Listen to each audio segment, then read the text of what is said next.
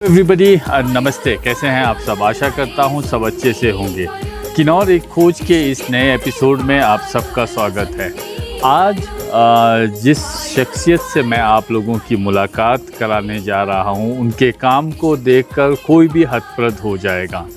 किन्नौर तो क्या, हिमाचल तो क्या, भारतवर्ष में इसकी चर्चा होनी चाहिए, लेकिन अभी तक हो नहीं रही है।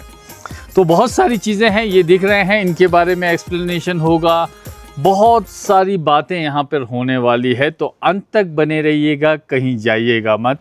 मैं स्वागत करना चाहता हूँ, उससे पहले ये बताना ज़रूरी है ताकि आपका जो रिटेंशन है वो बढ़ा रहे और मतलब आप जुड़े रहें, कि इन्होंने बोटी से हिंदी में जो अनुवाद किया है, जो डिक्शनरी का इन्होंने फॉर्मेशन किया है, उसमें 1,50,000 शब्द हैं। उसके अलावा किन्नौरी से हिंदी वाला भी प्रोसेस में है, बस टाइपिंग की उसमें ज़रूरत है। चलिए अब ज़्यादा बातें नहीं करते हैं। I am so very excited आप लोगों को उनसे मिलाने के लिए। श्री रोशन लाल जी, आचार्य रोशन लाल जी के नाम से विख्यात हैं यहाँ हमारे किन्नौर में। तो जाने आप लोग जानते हैं कि नहीं, इनसे जानते हैं बहुत सारी बातें। मऊ जी, आपका स्वागत है बहुत बहुत। नमस्ते जी, धन्यवाद। मऊ जी, सबसे पहले तो ये सब बातें करेंगे हम ना। मैं सबसे पहले क्या जानना चाह रहा हूँ आपसे, अपने बारे में बताइए। मतलब शिक्षा कहाँ से हुई, ये सब कुछ शुरू से शुरू करेंगे हम, सब जानना चाहते हैं हम। मेरी शिक्षा तो किन्नौर से ही हुई है। हाँ जी। मैंने 5वीं तक जंगी में पढ़ाई की। उसके बाद 5वीं के पेपर देने को लिप्पा गया था। हमारे यहाँ सेंटर नहीं होता था, सेंटर लिप्पा में था। हाँ जी। तो लिप्पा में 5वीं का परीक्षा दिया हमने। फिर 6ठी 7वीं लिप्पा में पढ़ा, 7वीं 8वीं में रारंग में पढ़ा, 9वीं 10वीं मोरंग में पढ़ा। 10 में मैं जो है तो वो मेरे एक सब्जेक्ट में मेरा कब्बान आया था, तो उसी तैयारी में घर बैठा था। उस बीच में मेरे को बनारस जाने का संयोग हुआ, क्योंकि मेरे एक मित्र थे वंशु दर्जे, जो अभी सारनाथ में उस संस्थान के कुलपति हैं, माननीय कुलपति हैं। वो मेरे बचपन के दोस्त थे, वो जा चुके थे 1 साल पहले। तो उन्होंने कहा यार पढ़ाई करने को तो बनारस आओ, यहाँ बड़ा मज़ा है। तो उनके प्रेरणा से मेरे पिताजी ने उनको प्रेरित किया था जाने के लिए, और उन्होंने मेरे को प्रेरित किया है वहाँ जाने के लिए। तो फिर इस तरह से मैं बनारस पहुँचा। फिर दोबारा 8वीं से लेकर आचार्य तक मैंने बनारस में पढ़ाई की, और मैंने शोध करने के लिए भी प्रयास किया था बहुत तंत्रों पर। फिर किसी कारणवश कर नहीं पाया। उस बीच में मेरे को नौकरी मिल गई थी, तो 3 साल तक लद्दाख में एक अनुवादक का काम ही किया। फिर उसको भी छोड़ के आया मैं। इस तरह से मेरी है। उसको क्यों छोड़ा वहाँ पे लद्दाख? मैं इसलिए छोड़ा लद्दाख में कि मेरे पिताजी बहुत बुजुर्ग थे, और मेरे पिताजी बहुत बार तिब्बत गए थे। इसका भी एक अलग से इतिहास है। पिताजी तिब्बत क्यों गए, कई बार तिब्बत में गए मेरे पिताजी। तो तिब्बत से जाके अच्छा अध्ययन किया, और किन्नौर में भी उन्होंने निगिर मिश्र जी से बहुत शिक्षा लिया था। हाँ, मैंने कहीं पढ़ा था किसी शोध में ना, संगनक तंजिन है ना। वो उन्होंने निगिर मिश्र से अध्ययन किया था। खासकर लिप्पा में 6 महीना निगिर मिश्र जी ने किन्नौरों को वहाँ पढ़ाया था। क्या पढ़ाया था? वो बोटी भाषा, व्याकरण, काव्य, फिर उसके बाद गुजर अवतार, फिर उसके बाद खबर फुकत बोलते, विशेषता बोलते, बौद्ध धर्म और अन्य धर्मों की क्या विशेषता है, उस पर 6 महीना उन्होंने पढ़ाया था। वो उन दौरान मेरे पिताजी उनके निकट के थे, वो सेवक थे, भोजन बनाते थे उनका, और बड़े निकट, और पिताजी ने वहाँ अध्ययन किया। अच्छा, तो इस तरह से पिताजी बड़े अध्ययन करके, उनको गृहस्थ थे, कोई भिक्षु नहीं हुए, तो उनको साधना करने की बड़ी इच्छा थी। एक बार उनको ज़्यादा दवाई खाने से, डोज ज़्यादा खाने से बेहोश हो गए थे। तो उन्होंने पिताजी ने होश खो के मेरे को नहीं बोलते रहे मुँह से कि मुझे साधना करनी थी, अब समय नहीं है, 60 साल का हो गया हूँ, अब तो बर्बाद हो गया। फिर हमने उनको चुल्ली का सूप पिलाया, फिर वो होश में आए। दवाई ज़्यादा खाई लेते उन्होंने, उनको निमोनिया था, तो होश में आए, तो उनको चोट लगा था। फिर तब मेरे पिताजी को बोला मैंने, आपने ऐसा कहा मेरे को, तो पिताजी हंसने लगे। तो मैंने फिर उनको कर्मापा जी, 16 कर्मापा जी थे रंजन पैदर जी, उनसे मेरा संबंध था। तो उनको व्यक्तिगत निवेदन करके उनके साधना के अंदर रोहतक में वो 3 साल साधना करने के लिए चले गए। आप हैरान होंगे, साधना करने के लिए हमारी व्यवस्था में भिक्षु होना चाहिए। मेरे पिताजी गृहस्थ होते हुए भी उन्होंने लिखित दिया, तो उनके लिखे पत्र को तो कौन डालेगा। तो इस तरह से पिताजी 3 साल साधना के लिए हुआ गए थे। और फिर घर में दोनों भाई पढ़ते थे मेरे। आत्म प्रकाश दिल्ली पढ़ता था VKB में, और मुन्नालाल रामपुर कॉलेज में पढ़ता था। तो घर में हालत देख के मैं सोचा कमाई, बोलते हैं ना क्या कहते हैं, उत्तम कृति उत्तम खेती देखा मैंने, फिर नौकरी छोड़ दी मैंने, खेती का काम किया घर में आके। फिर उसके बाद आप यहाँ पे आए, कितने वर्ष तक फिर ऐसे मतलब गृहस्थ जीवन में इसमें रहे? ये काम तो आपका कब से शुरू किया है आप? ओ ये काम तो हाँ ठीक करें, मैंने भूमिका में लिखा मैंने। हाँ जी। मैं जब बनारस में गया पढ़ने के लिए, आप भी किन्नौरे हो, मैं भी किन्नौरा हूँ, हम किन्नौर की साहित्यिक भाषा बोटी है। बोटी हम पढ़ते हैं मगर समझते नहीं है, बोल नहीं पाते। तो बनारस में तो वो तिब्बतन इंस्टीट्यूट था, तिब्बती पढ़ना जरूरी जानता। बोटी तिब्बती एक ही चीज़ है, वो ज़रूरी था क्योंकि साहित्यिक नाम बोटी है। तिब्बती तो बाद में बोला गया है, तिब्बती शब्द अच्छा नहीं है, बोटी बोलना चाहिए। तो बोटी मुझे आती नहीं थी, ना बोल पाता था, पढ़ लेता था, तो मुझे बहुत कठिनाई हुई यहाँ पर। मैं 6 महीना तक बैठा, मैंने तैयारी की, फिर मुझे एडमिशन मिला। एडमिशन मिलने के बाद फिर मुझे पता नहीं था क्या क्वेश्चन है, क्या उत्तर देना है, प्रश्न क्या है, उत्तर क्या है। मैंने ग्रंथि पूरा रट दिया था, तो सब लिख दिया था मैंने। तो मैं उसमें प्रथम आया था अपने क्लास में पहले साल में। तो मुझे उस समय अनुभव हुआ कि एक हम हिमालयी लोगों के लिए बोटी हिंदी का शब्दकोश बहुत अनिवार्य है, इसकी आवश्यकता है, बहुत आवश्यकता है। तो उस समय तो मैंने शब्दकोश बनाने के मेरे को विचार नहीं था, मैं तो पढ़ ही रहा था, मुझे समझ नहीं आ रहा था क्या बोटी क्या चीज़ है। तो मैं शब्दों को लिखता था उस समय, जैसे छुस मानी धर्म, संज्ञे मानी बुद्ध, ऐसे लिख के रखता था अपने याद के लिए। तो ऐसे लिखते लिखते फिर छोड़ दिया। उन दौरान मेरे को एक अच्छा संयोग क्या हुआ, जब मैं पूर्व मध्यमा उत्तर में पहुंचा तो मुझे पढ़ाई करने का अवसर मिला। अभिधर्म कोश वो भारतीय आचार्य वसुबंधु की रचना है, वो पेशावर के थे, भारतीय वसुबंधु की रचना। अभिधर्म कोश पढ़ने का अवसर मिला। अभिधर्म कोश पढ़ते हुए मुझे समझ नहीं आ रहा था। फिर मैंने शब्दकोश भी नहीं थे, ये शब्दकोश था एक छोटा सा राहुल जी का, ये भी ना तक अपूर्ण था, ना तक इतना सा है।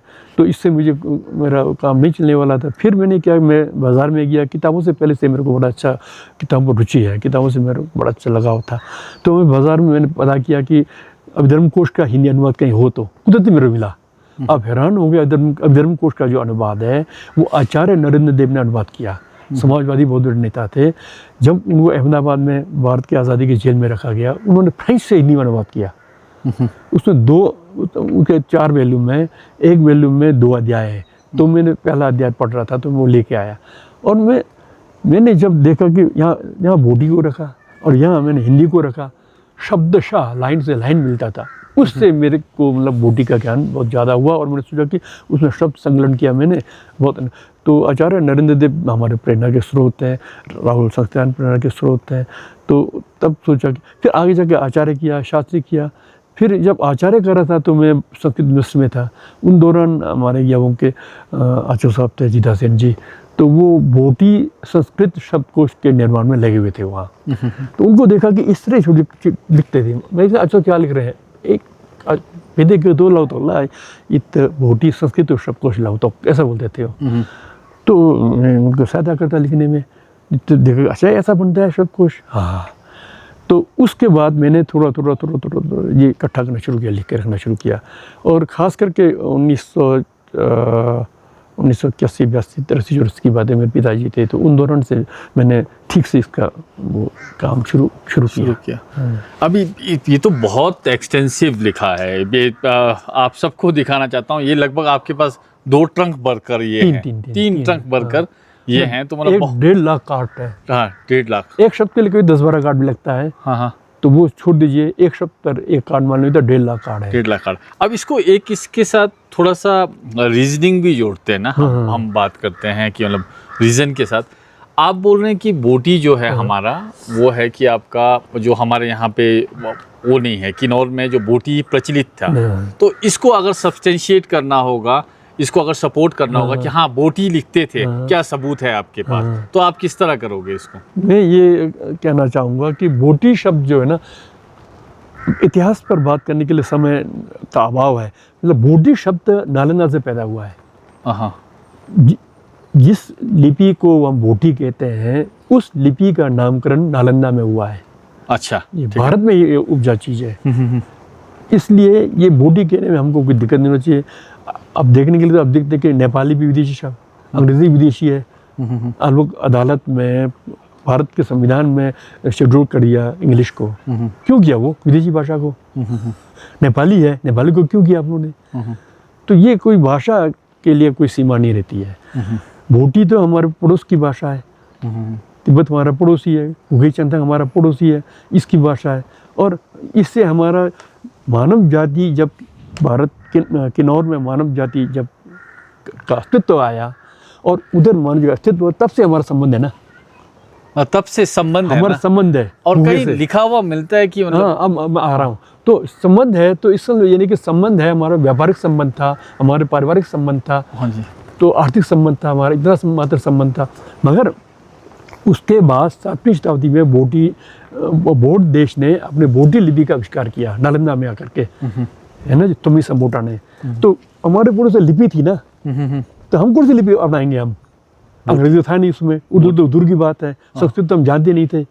तो पड़ोस की आप हम लोग साथ बैठे, आप जो लिखोगे मैं सीखूंगा ना, तो पड़ोस से सीख लिया हमने लिपि। और हमारा जो दिनचर्या होती थी, हमारा डायरी लिखते थे, हमने किसी को इतना उधार दिया या किसी से इतना लिया या मैं इधर गया या उधर गया, वो सब बोटी लिखते थे हम। वो बोटी में लिखते। हाँ, क्योंकि आपको एक बढ़िया प्रमाण दूंगा, आपके गाँव के सबसे जो अच्छा घराना है वो निगिबंग घराना है। उसी घराने में हमारे निगिर मिश्र जी तरणवा के गुरु पैदा हुए हैं, तंदिंग गलसन जी, तो अलग विषय है। उनके पोता जो मुनिशासन जी है, मेरे पास आए यहाँ पर, कहा कि आपको कोर्ट में चलना होगा। मैं क्या काम है? उन्होंने कहा कि मेरा केस है और उस केस में जो मेरे पास प्रूफ है, जो भाई जो लिखा है वो बोटी में लिखा है। तो मैं हमारे डिस्ट्रिक्ट कोर्ट में गया हूँ, जज ने मेरे से पूछा आप इसको पढ़ रहे हैं तो आपके पास आप पढ़ रहे हैं क्या प्रमाण है? मेरे पास आचार्य का सर्टिफिकेट दिखाया, आचार्य का सर्टिफिकेट, उनको संतुष्ट हुए, फिर अनुवाद पढ़ के अनुवाद करके दिया मैंने उनको। इस तरह से हमारे जितने भी पुराने 7वीं शताब्दी की बात का इतिहास जानना हुआ तो आपको निश्चित तौर पर बोटी जानना ही पड़ेगा आपको। हमारे उसमें साहित्य है, हमारे इतिहास है, हमारा लेन देन है, हमारे दिनचर्या है, सब उसने लिखा है वो। तो इसमें से एक क्वेश्चन आता है, खास करके बड़ी बात तो ये है कि अभी हम लड़का पैदा होता है, उससे बुजुर्ग की मृत्यु होती है, तो आप पूजा किस में करते हैं? बोटी करते हैं ना। बोटी में करते आपका नाम बोटी में करते हैं, बहुत सारे नाम बोटी में हमारे सबके नहीं है। मेरा अपना नाम सियांग बलजोड़ था, बाद में स्कूल में बदल दिया, रोशन लाल कर दिया, सियांग बल बोटी ले। कितने बोटी नाम है, निजार बल में जब से बोटी नाम है, सभी का बोटी नाम है। तो बोटी हमारी साहित्यिक भाषा है, किन्नौरी हमारी व्यवहार की भाषा है, ये जानना जरूरी है। अच्छा, तो मतलब मैं इसको ऐसा ले सकता हूँ कि बोटी जो है लिटरेरी लैंग्वेज है। हाँ, लिटरेरी लैंग्वेज जो है वो इसका जन्म जो है भारतवर्ष में हुआ, उसके बाद ये तिब्बत गया, तिब्बत से दोबारा हमारे यहाँ पे ऐसा पहुंचा, ऐसा ले सकता हूँ। हाँ, आया नहीं, पड़ोसी से सीख लिया हमने, पड़ोसी से सीख लिया है हमने, है ना, बोटी पूरा का पूरा।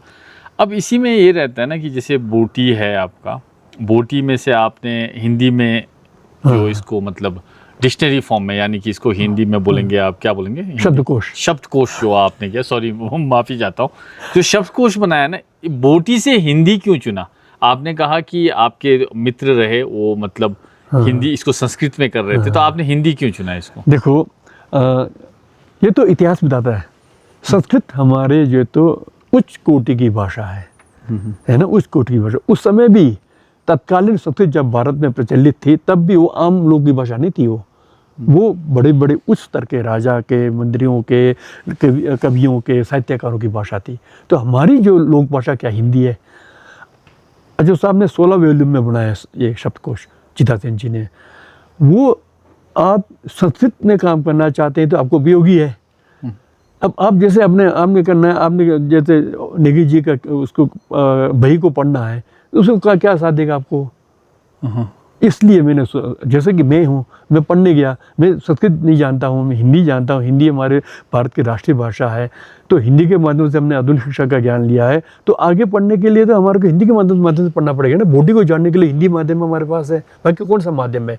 तिब्बत तो गुलाम हो गया, तिब्बत तो चाइना के अधीन से हो गया, अब वहाँ हम जा नहीं सकते। हम यहाँ पढ़े, हमने हिंदी अध्ययन किया है, हमारी मातृभाषा तो किन्नौरी और बोटी है, उसके बावजूद भी क्या करें, व्यवस्था के मजबूरी है, ऐसी व्यवस्था है हमारे यहाँ कि हम हिंदी में पढ़ना पड़ेगा हमारे को। अंग्रेजी तो आप पढ़ते हैं, मैं तो नहीं पढ़ता हूँ अंग्रेजी से कुछ लेना देना नहीं है, क्योंकि क्यों पढ़ूँ इंग्लिश, अंग्रेजी क्यों पढ़ूँ? मेरे हिंदी बहुत ज़्यादा है, बोटी बहुत ज़्यादा है मेरे लिए, मेरे जीवन को सुधारने के लिए, मेरे को जानने के लिए, अपने इतिहास को जानने के लिए, अपने समाज में सेवा करने के लिए क्या है, बोटी और हिंदी पर्याप्त है। इसलिए जो तो बोटी से हिंदी तब मैंने हमारे हिमालय, बहुत बड़ा हिमालय हमारा, क्या कहते हैं, उत्तर पूर्व जो है ना, सिक्किम, अरुणाचल, लाहौल, स्पीति, किन्नौर, चंबा, भरमौर, कुल्लू मनाली, हैं जी, ये सब हमारी जो संपर्क की जो भाषा भोटी है वो।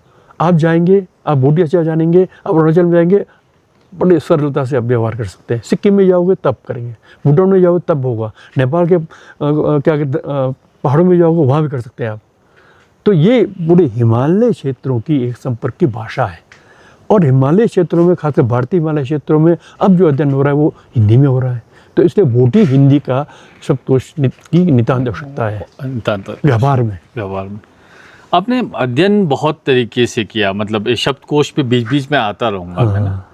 ये मैं थोड़ा सिल्क रूट के बारे में जानना चाहता हूँ। जो हमारा जो रूट है ना, ये जो तिब्बत के लिए जाता है, जो अभी ओपन भी किया है सरकार द्वारा, ये जो आपका शिपकीला वाला है, इसके बारे में जानना चाह रहा था। अभी अध्ययन के दौरान इसके मतलब संपर्क में भी आए होंगे कि सिल्क रूट के संबंधित बातें या अपनी बातें पुराने टाइम की सिल्क रूट तो सिल्क रूट नाम नहीं था उस समय इसका। हाँ, वो तो एक व्यापारिक मार्ग था, मार्गों का जाल है ये। हाँ, एक रूट नहीं है ये। आप हैरान होंगे, ये चाइना, पश्चिम चाइना से शुरू हो करके ये यूरोप तक था ये। हाँ, करेक्ट है। और ये यूरोप तक था, तो हमारे यहाँ से सिल्क रूट नहीं जाता है किन्नौर से, लद्दाख से होकर जाता है। लद्दाख से भी ये नहीं जाता नहीं है, ये गिलगित से होकर बड़ा सरलता से है। ये बहुत सारे मार्ग ने इसके।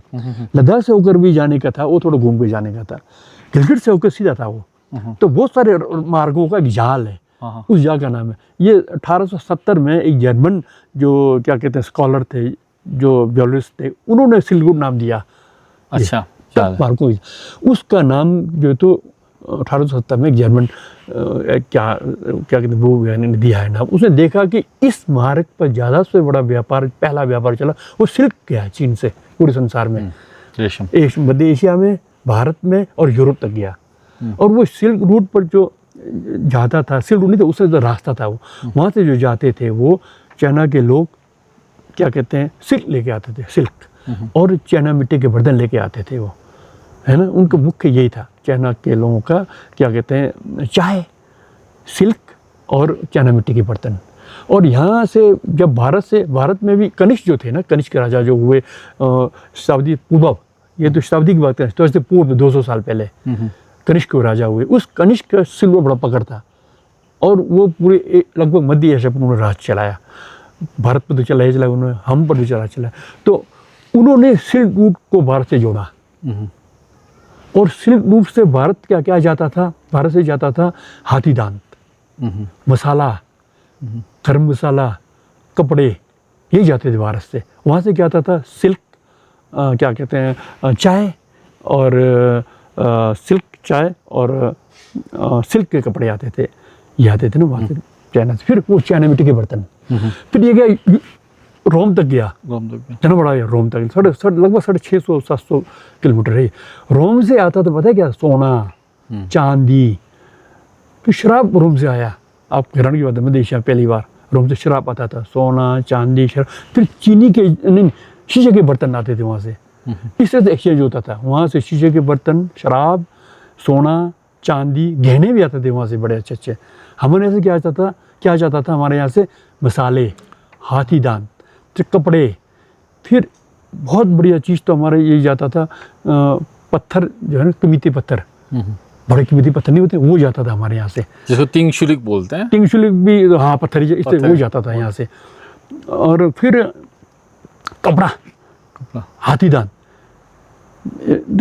मसालों में सबसे ज़्यादा हमारे यहाँ से ये क्या कहते हैं, काली मिर्च आती थी, काली मिर्च। इस तरह से एक रूट का रास्ता था, व्यापारिक मार्ग था। और आप जानकर हैरान होंगे, ये हम इस सदी से शुरू होने के 200 साल पहले की बात कर रहे हैं। ये 500 साल पहले बुद्ध आए थे और उसके साथ 200 साल के अशोक आए थे। अशोक ने इस अभी जो नामकरण सिल्क रूट दिया, इस रास्ते का उपयोग करके अपने दूध बेचा, दूध को भेजा धर्म प्रचार के लिए। तो धर्म प्रचार हुआ मध्य एशिया में। धर्म प्रचार क्या हुआ, भारतीय संस्कृति गई, भारतीय ग्रंथ गए। तो ये जितने भी सिल्क रूट पर जो बड़े बड़े शहर थे, ताशकंद, काशकंद वगैरह था, ये सारे बड़े बड़े कूचा वगैरह, ये सब भारतीय साहित्य का केंद्र था। चीन तो इतना आगे बढ़ चुका था, मगर साहित्य भारत से क्या चाइना में। कनिष्क तो बौद्ध धर्म का संरक्षक था, उसने बौद्ध धर्म खूब फैलाया चित्रकूट के माध्यम से पूरा। और ये जो सिल्लूर जितने शहर बने ना, पुराने शहर का नाम बहुत सारे ना, वहाँ पर सारे जगह पर बौद्ध विहार होते थे। विहार में मंदिर, ठीक। तो बौद्ध विहारों में इन्होंने क्या किया, सिल्क रूट के व्यापारियों को और सिल्क रूट के इधर अगल बगल बैठे लोगों को क्या पसंद है पता है बौद्ध धर्म से? नैतिक शिक्षा, मॉरल एजुकेशन। हाँ, नैतिक शिक्षा बड़ा पसंद है इनको, क्योंकि धर्म तो वहाँ भी था, क्या कहते हैं, कन्फ्यूशियस धर्म था वहाँ पर, चाइना का था अपना, तो नैतिक शिक्षा बड़ा पसंद आया। व्यापारी को क्या चाहिए? चोर से बचना चाहिए ना, चोरी नहीं करना। ये ठीक है मौज, अब इसको मैं लाता हूँ टॉप पे। चलो बहुत अच्छा बोला ना, अभी जैसे मतलब पॉइंट पे, मतलब इसका थोड़ा समय इतना ज्यादा नहीं हो पाया, अलग विषय है ये, बहुत बड़ा विषय। ये चलिए मान लिया सिल्क रूट है, यहाँ पे किन्नौर आया, मान लिया मैंने, ठीक है ना। अब एक किन्नौर का जो रास्ता है ना वहाँ, उसके साथ क्या कहते हैं आपका, तिब्बत के साथ, ये कैसे जुड़ा? मतलब हमने सुना ये अमृतसर से होकर के हम घूगे जाते थे। अच्छा। फिर घूगे से होकर सिल्क जाते थे, सिल्क रूट पर एक। दूसरा हम यहाँ से लाहौल से स्पीति से लाहौल से लद्दाख सिल्क रूट जाते थे हम व्यवहार करने को। किन्नौर का संपर्क था, पता है आपको संपर्क कैसा किन्नौर का? एक तो यहाँ से जाके कश्मीर से वो थोड़ा रास्ता दूर पड़ता है, हमारा संपर्क था लद्दाख से। क्योंकि लद्दाख और केरसिंह का भी हुआ ना, केरसिंह के साथ इसके बारे में लड़ाता नहीं है, तो हमारा वहाँ पहुँचता, तो लद्दाख सिल्क रूट को जोड़ता है। सिल्क रूट का भारत का दरवाजा जो है लद्दाख है, वो गिलगित को छोड़ दो, गिलगित तो पाकिस्तान में, अब तो पाकिस्तान तो भारत में था, वो गांधार गिलगित सब भारत में था। तो हमको जोड़ता है सिल्क रूट कहाँ से? लद्दाख से होकर, स्पीति से होकर। अच्छा, स्पीति होते हुए फिर लद्दाख से जुड़ेगा, सिल्क रूट हम जुड़ते थे। फिर घूगे से होकर जुड़ते थे, वो बहुत दूर है, वो रास्ता होकर जाते थे। मगर हमारा जो व्यापार चलता था बोर्ड देश से या घूगे चंदंग से, वो अमृतसर से हम ज़्यादा जाते थे। अंग्रेज़ों ने इसको बाद में ओल्ड हिंदुस्तान तिब्बत रोड नाम दिया, हिंदुस्तान तिब्बत रोड नाम दिया है। जब भारत आज़ाद हुआ तो फिर नीचे हाईवे बना ना, तो इसको ओल्ड हिंदुस्तान रोड तिब्बत नाम दिया इसका नाम, old Hindustan HT road, old HT road. मगर ये अंग्रेज़ों ने हिंदुस्तान तिब्बत रोड के नाम से बनाया। ये कहाँ से? अमृतसर से लेकर घूगे तक जाता था ये। अब इसमें ना चलिए जैसे जैसे आते जाएंगे ना शब्द, वैसे वैसे पूछता जाऊँ। घूगे साम्राज्य का आपने बात किया ना, घूगे साम्राज्य का, घूगे साम्राज्य और किन्नौर या बुशेर रियासत का क्या संबंध था? इस पर ज़्यादा नहीं कहूँगा, संक्षेप में कहूँगा, ये भी एक अलग विषय है। हाँ जी, इस पर तो 4 दिन नहीं कम है बोलने के लिए। बस तो थोड़े विषय में कहा जाए तो तिब्बत में बौद्ध धर्म का 2 पीरियड चला, 2 पीरियड चला है। एक अर्ली बुद्धिस्ट, एक शुरू का बौद्ध धर्म, उसको बोलते हैं हम तेम्बा गदर, मतलब पूर्व में विकसित बौद्ध धर्म। तेम्बा छिदर लेटर जो बौद्ध धर्म फैला, वो 2 बार ना बढ़ेगा। तो जब तक तेम्बा गदर पहले जो बौद्ध धर्म फैला, वो केंद्रीय तिब्बत में फैला, और उस तरह से हमारा संपर्क हुआ, वहाँ से बौद्ध धर्म आया आचार्य पद्मनाभ के द्वारा। तो ये अलग एक विषय है। उसके बाद जब तेम्बा गदर छिदर पहले बौद्ध धर्म में बात किया, बौद्ध धर्म के बीच में कैसा बांटा जाएगा पता है? तिब्बत में एक राजा हुआ लंगदरमा 900 कुछ के आसपास में, 800 कुछ के आसपास में, उसने बौद्ध धर्म को तहस कर दिया। विष्णु को मारा, विहारों को जलाया, ग्रंथों को जलाया। तो तंग होकर के एक विष्णु ने उनकी हत्या कर दी। उनके 2 पुत्र थे, अब नाम छोड़ 2 पुत्र में से एक भाग के इधर को आया, किधर? घूगे की तरफ को आया, पश्चिम की तरफ आ गया। तो वो बड़ा शक्तिशाली था, क्योंकि राजा के लड़के 100 अपने साथ घुड़सवार लेके आया। उसने घूगे प्रोविंस चलाया, घूगे साम्राज्य चलाया उसने। घूगे साम्राज्य में उसने कहा कि नरी कोरसुम बनाया उसने, नरी कोरसुम 3 क्षेत्र में बांटा उसको, अपने साम्राज्य को। एक बांटा लद्दाख, एक बांटा घूगे, दूसरा पुरंग उधर को जाता है ना। तो क्या कहते हैं, ये मानसून से 4 नदियाँ निकलती है ना, एक वहाँ से जाता है वो पुरंग। हम कहाँ थे? हम घूगे में थे। अच्छा, हम घूगे में थे। हाँ, लद्दाख, लाहौल, स्पीति, किन्नौर, घूगे में थे हम। नहीं, लद्दाख तो अलग है ना, स्पीति, किन्नौर एक घूगे में थे हम। लद्दाख, घूगे और पुरंग, हम घूगे में जुड़ गए। तो हम जुड़े माने हम जुड़ गए, वो कुदरती। हम पर लड़ाई करके जीता नहीं, ये ध्यान देने की बात है। किन्नौर ने कोई लड़ाई लड़े नहीं है, हमारा संबंध था ना उनसे। हमारा व्यापार वहाँ होता था, लेन देन होता था, पारिवारिक संबंध था हमारा। आप हैरान होंगे, किसी तरह का कोई बंदिश नहीं था। कभी पूरे संसार के इतिहास को पढ़ो आप, घूगे और किन्नौर में कभी तक तू में नहीं हुआ, कुछ हुआ ही नहीं। क्योंकि हमारा वहाँ जाते थे, वो लोग यहाँ आते थे। तो इस तरह से बड़ा मधुर संबंध था। तो हमको जो तो उस समय जो राजा आए थे उन्होंने हम सबको जोड़ के गुगे चलाया। ये बहुत उत्तरकाशी चला, उत्तरकाशी तक। उत्तरकाशी में अभी जो क्या कहते हैं जो बद्रीनाथ है ना, बद्रीनाथ भी उस राजा ने बनाया, पता है मंदिर ये गुगे साम्राज्य। हाँ, गुगे साम्राज्य का एक नागराज है, उसने बनाया ये। और गुगे साम्राज्य ने 3 बड़े काम किए। तिब्बत में बौद्ध तहस हो गया था। एक तो इन्होंने बनाया क्या कहते हैं थोलिंग का मंदिर बनाया, जिसको आज आदि बद्री बोलते हैं उत्तरकाशी के लोग। ये तो बद्री है, आदि बद्री तो वहाँ है ना। आदि बद्री वहाँ, बद्री हाँ, आपका उत्तराखंड में, उत्तराखंड वाला बद्री। हाँ, उत्तराखंड तक क्या कहते हैं गुगे का राज चला। उत्तराखंड तक गुगे का राज था। तो ये जो बना, उसके बाद तो शंकराचार्य ने इसको वो कर दिया ना, कहते हैं ब्राह्मण धर्म में इसको कन्वर्ट कर बदल दिया इसको। अभी जो हुआ, जो मूर्ति के नीचे देखो कि नागराज ने बनाया, वो सब पर लिखा है ना, राहुल जी ने लिखा है, हर जगह लिखा है उन्होंने देखा। नागराज ने लिखा, नागराज तो गुगे का राजा राजकुमार था वो।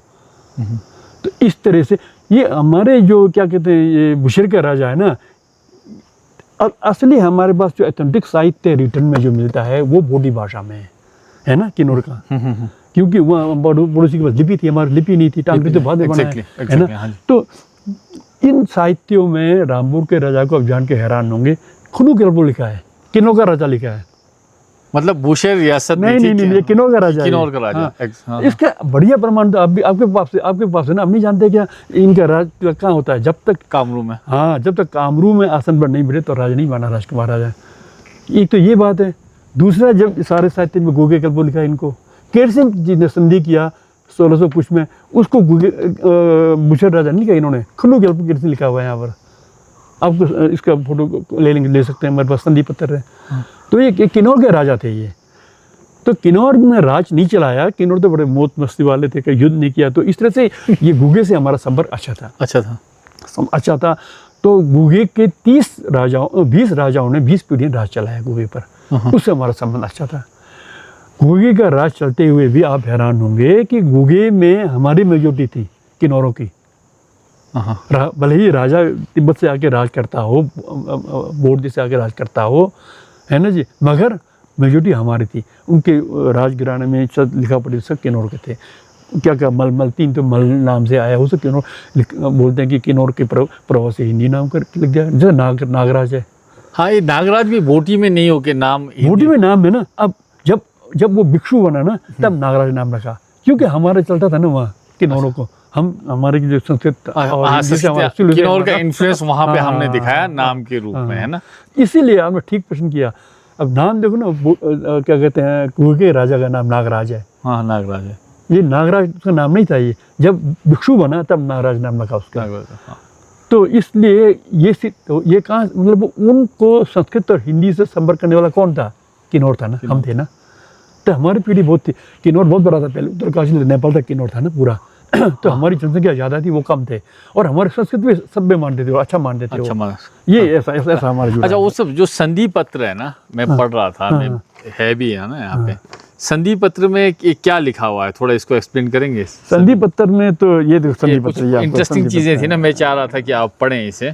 संधि पत्र में पढ़े तो बहुत बड़ा ये छोटा सा जो जब इसमें जो असली ये संधि पत्र ये संधि पत्र, ये संधि पत्र है। हाँ, ये संधि पत्र नहीं है।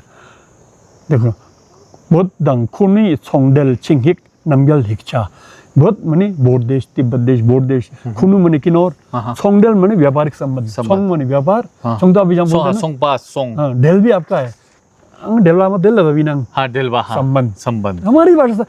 आप लोग बोलते हैं ना बोडी बहुत मुश्किल है, क्या मुश्किल है? हमारे हर शब्द में बोटी है। सही बोला। देखिए दिख रहा, खुनु आप पता जानते हैं, बहुत भी जानते हैं, तिब्बत, सोंग भी आप जानते हैं, डेल भी आप जानते हैं। सिर्फ क्या है, चिंहिक नहीं जानते। चिंहिक उन्हें संधि पत्र, फिर नमयल लिखा है, नमया को असली नमयल नाम इसका। हाँ, हिक्शा उन्हें दस्तावेज, ये हम नहीं जानते। आपकी इसी पत्र में जो आपने इसी को ट्रांसलेट किया है ना, शायद इधर मैं पढ़ रहा था, यहाँ पे लिखा है कि आपको मतलब इस बोटी में तो पढ़ना नहीं आ रहा, जब तक कैलाश का संपूर्ण बर्फ पिघल ना जाए, जब तक मानसरोवर का पूरा पानी सूख ना जाए, जब तक काला कोआ सफेद ना हो जाए हाँ। तब तक ये संधि कायम हाँ, रहेगी। देखो ये इसको आपने ट्रांसलेट किया है? हाँ इसमें लिखा है, यहाँ लिखो इसको लिखो, देख लिखो खुनु ग्याल्पो केरसिंह लिखा है ना। हाँ। देखो तो बड़ा सुंदर, देखो देखो गुरु महामुनि हाँ को साक्षी माना। हाँ माने महामुनि कौन, बुद्ध का ये ना महामुनि है हाँ जी ना, गुरु तो गुरु को बोलते हैं। हाँ जी। तो ये देखो यहाँ बहुत लमजंगे पर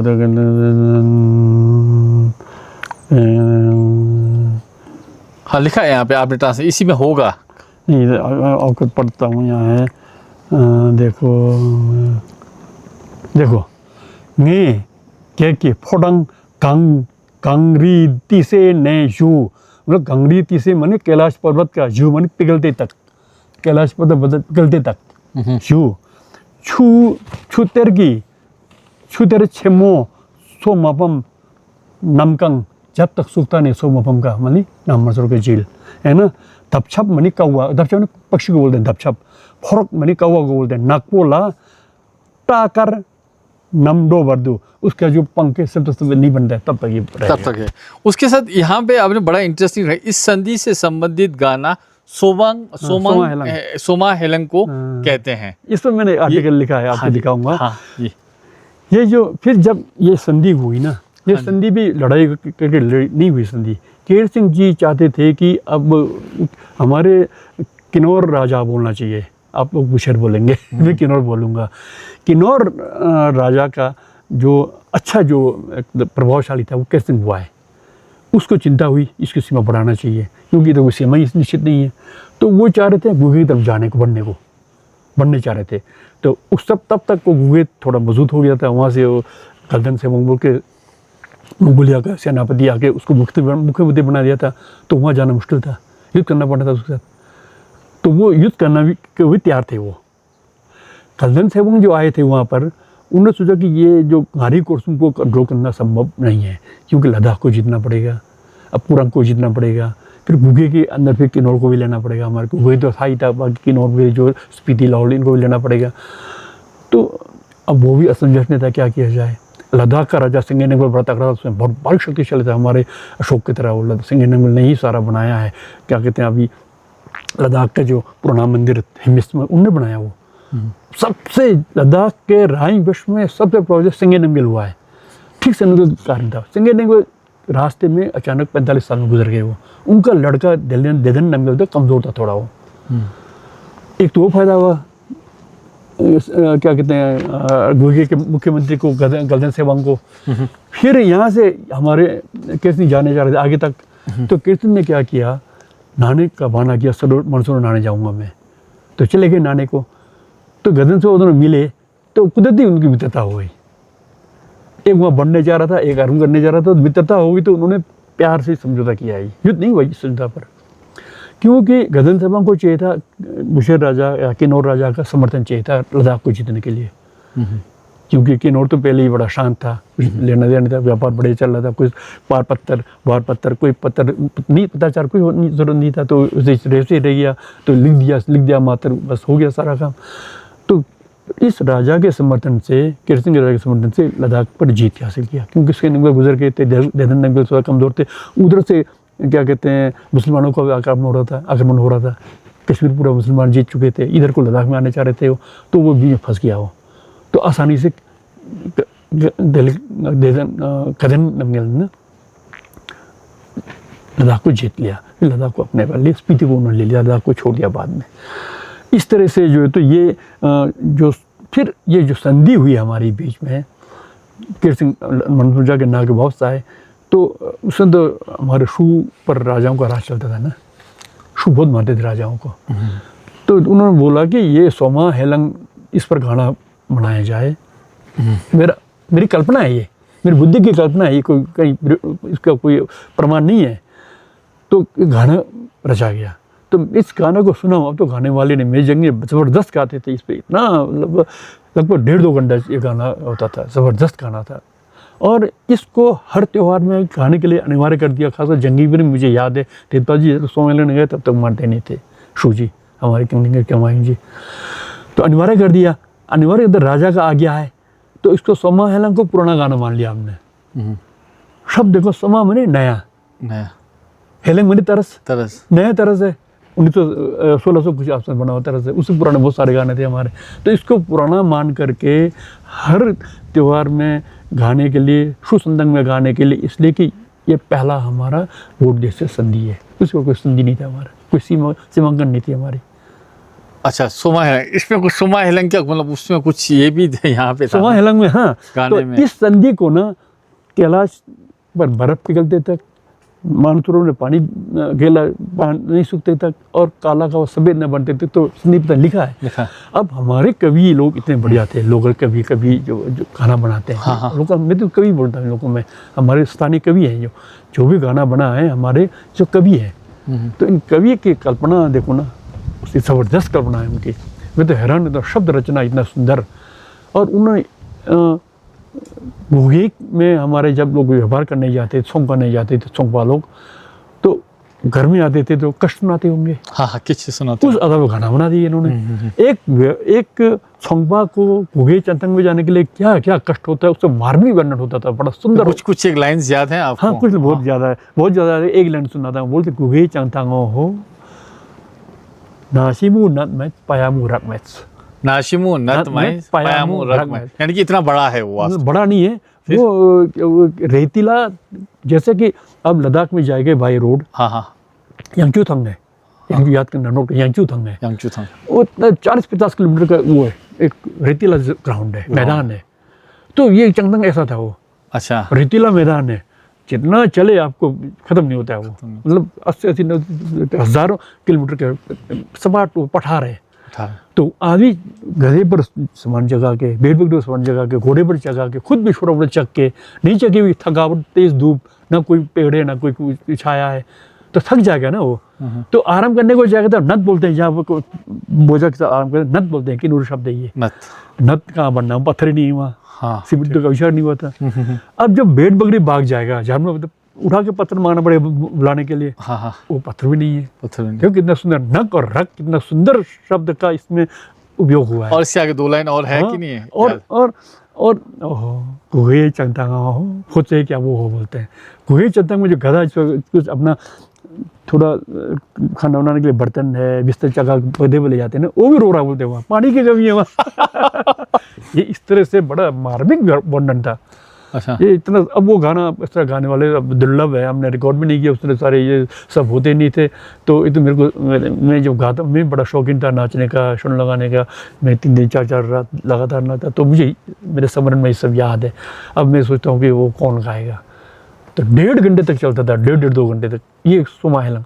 वहाँ का जो मार्मिक कथा है, वहाँ के कास्ट, फिर इधर आके व्यापार पर, फिर व्यापार में कितना लाभ पाया, सोंगपा का। अभी तो IAS का इज्जत है ना किन्नौर में, पहले सोंगपा का होता था। जो भी प्रभावशाली घराना है, जो भी प्रभावशाली व्यक्ति है, या तो सोंगपा है या सोंगपापंग है। सोंगपापंग घराना हुआ, सोंगपा व्यापारी हुआ। आज का जो हम बोलते हैं ना कि बड़े बड़े क्या कहते हैं उद्योगपति, तो सोंगपा था किन्नौर के हमारे। एक्सीलेंट, ये बहुत सही। अभी उसके बाद, अभी ये जैसे आपके मतलब उसमें जो अभी आपने इंडेक्स में लिखा था, ये बहुत सारी चीज़ें थी ना, एक एक करके ज़रा थोड़ा बहुत इसमें विवरण मिल जाएगा, क्योंकि मैंने इसको निकाल लेता हूँ मैं। ये जैसे कि आपने अपनी भूमिका में लिखा है ना, तो मतलब मेरे को जो मतलब जिससे मुझे लगा कि ये सवाल पूछने ज़रूरी हैं, ठीक है। अभी जैसे बोटी लिपि की हमने बात कर दी, ठीक है, तो मेरा एक और यहाँ पे सवाल जो आ रहा था ना, मेरे मन मस्तिष्क को बार बार झंझोड़ रहा था। किन्नौर मतलब अलग था, मतलब वो तिब्बत का हिस्सा बेशक रहा होगा, लेकिन किन्नौर इन इटसेल्फ अलग था, किन्नौरिंग अलग था। किन्नौर तो एक ऐसी प्रजाति है किन्नौर ने ना, इसने कभी इतना लड़ने की जरूरत भी नहीं पड़ा।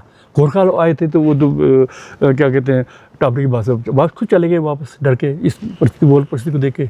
उस वक्त औरतें बातें जोड़ते, अलग बात है, वहाँ यहाँ आने का उनकी हिम्मत नहीं हुआ। इधर गुगे से तरफ से हम शांत थे, कौन लड़ाई करेगा। अब गुगे प्रोविंस बना, उन्होंने भी बड़ा सरलता से हमारे साथ बैठ गए, और समझौता पहला समझौता ये है। तो किन्नौर ऐसा था, ये किन्नौर बहुत बड़ा था। अब मैं तो आपके माध्यम से मैं सबके किन्नौरों के ध्यान में ये बात डालना चाहता हूँ कि इस किन्नौर को भी दो फाड़ नहीं करना, बहुत चलती है कभी दो बनाने की। हाँ। ये किन्नौर पहले आप हैरान हो, गुगे में भी हमारी बहुसंख्या थी और 7वीं शताब्दी से पहले गुगे में किन्नौर की भाषा बोला जाता था। किन्नौर की भाषा कौन सी भाषा? किन्नौरी भाषा हमारी शू भाषा। शू भाषा कौन सी? हमस्कत। हाँ, हमस्कत होगी, ये चलता था। और आप देखो ना, उत्तरकाशी के दराशू गांव में तो शू है ना, दराशू, हाँ। तो वहाँ भी शू की संस्कृति थी और शू हमस्कत को शू भाषा बोलना चाहिए, शू की भाषा बोली जाती थी वहाँ पर। और भगवान बुद्ध ने लिखा है, क्या कहते हैं, ये चन्हाव तक किन्नौर का आवास था बोल के सूत्र पिटक में बुद्ध ने कहा है।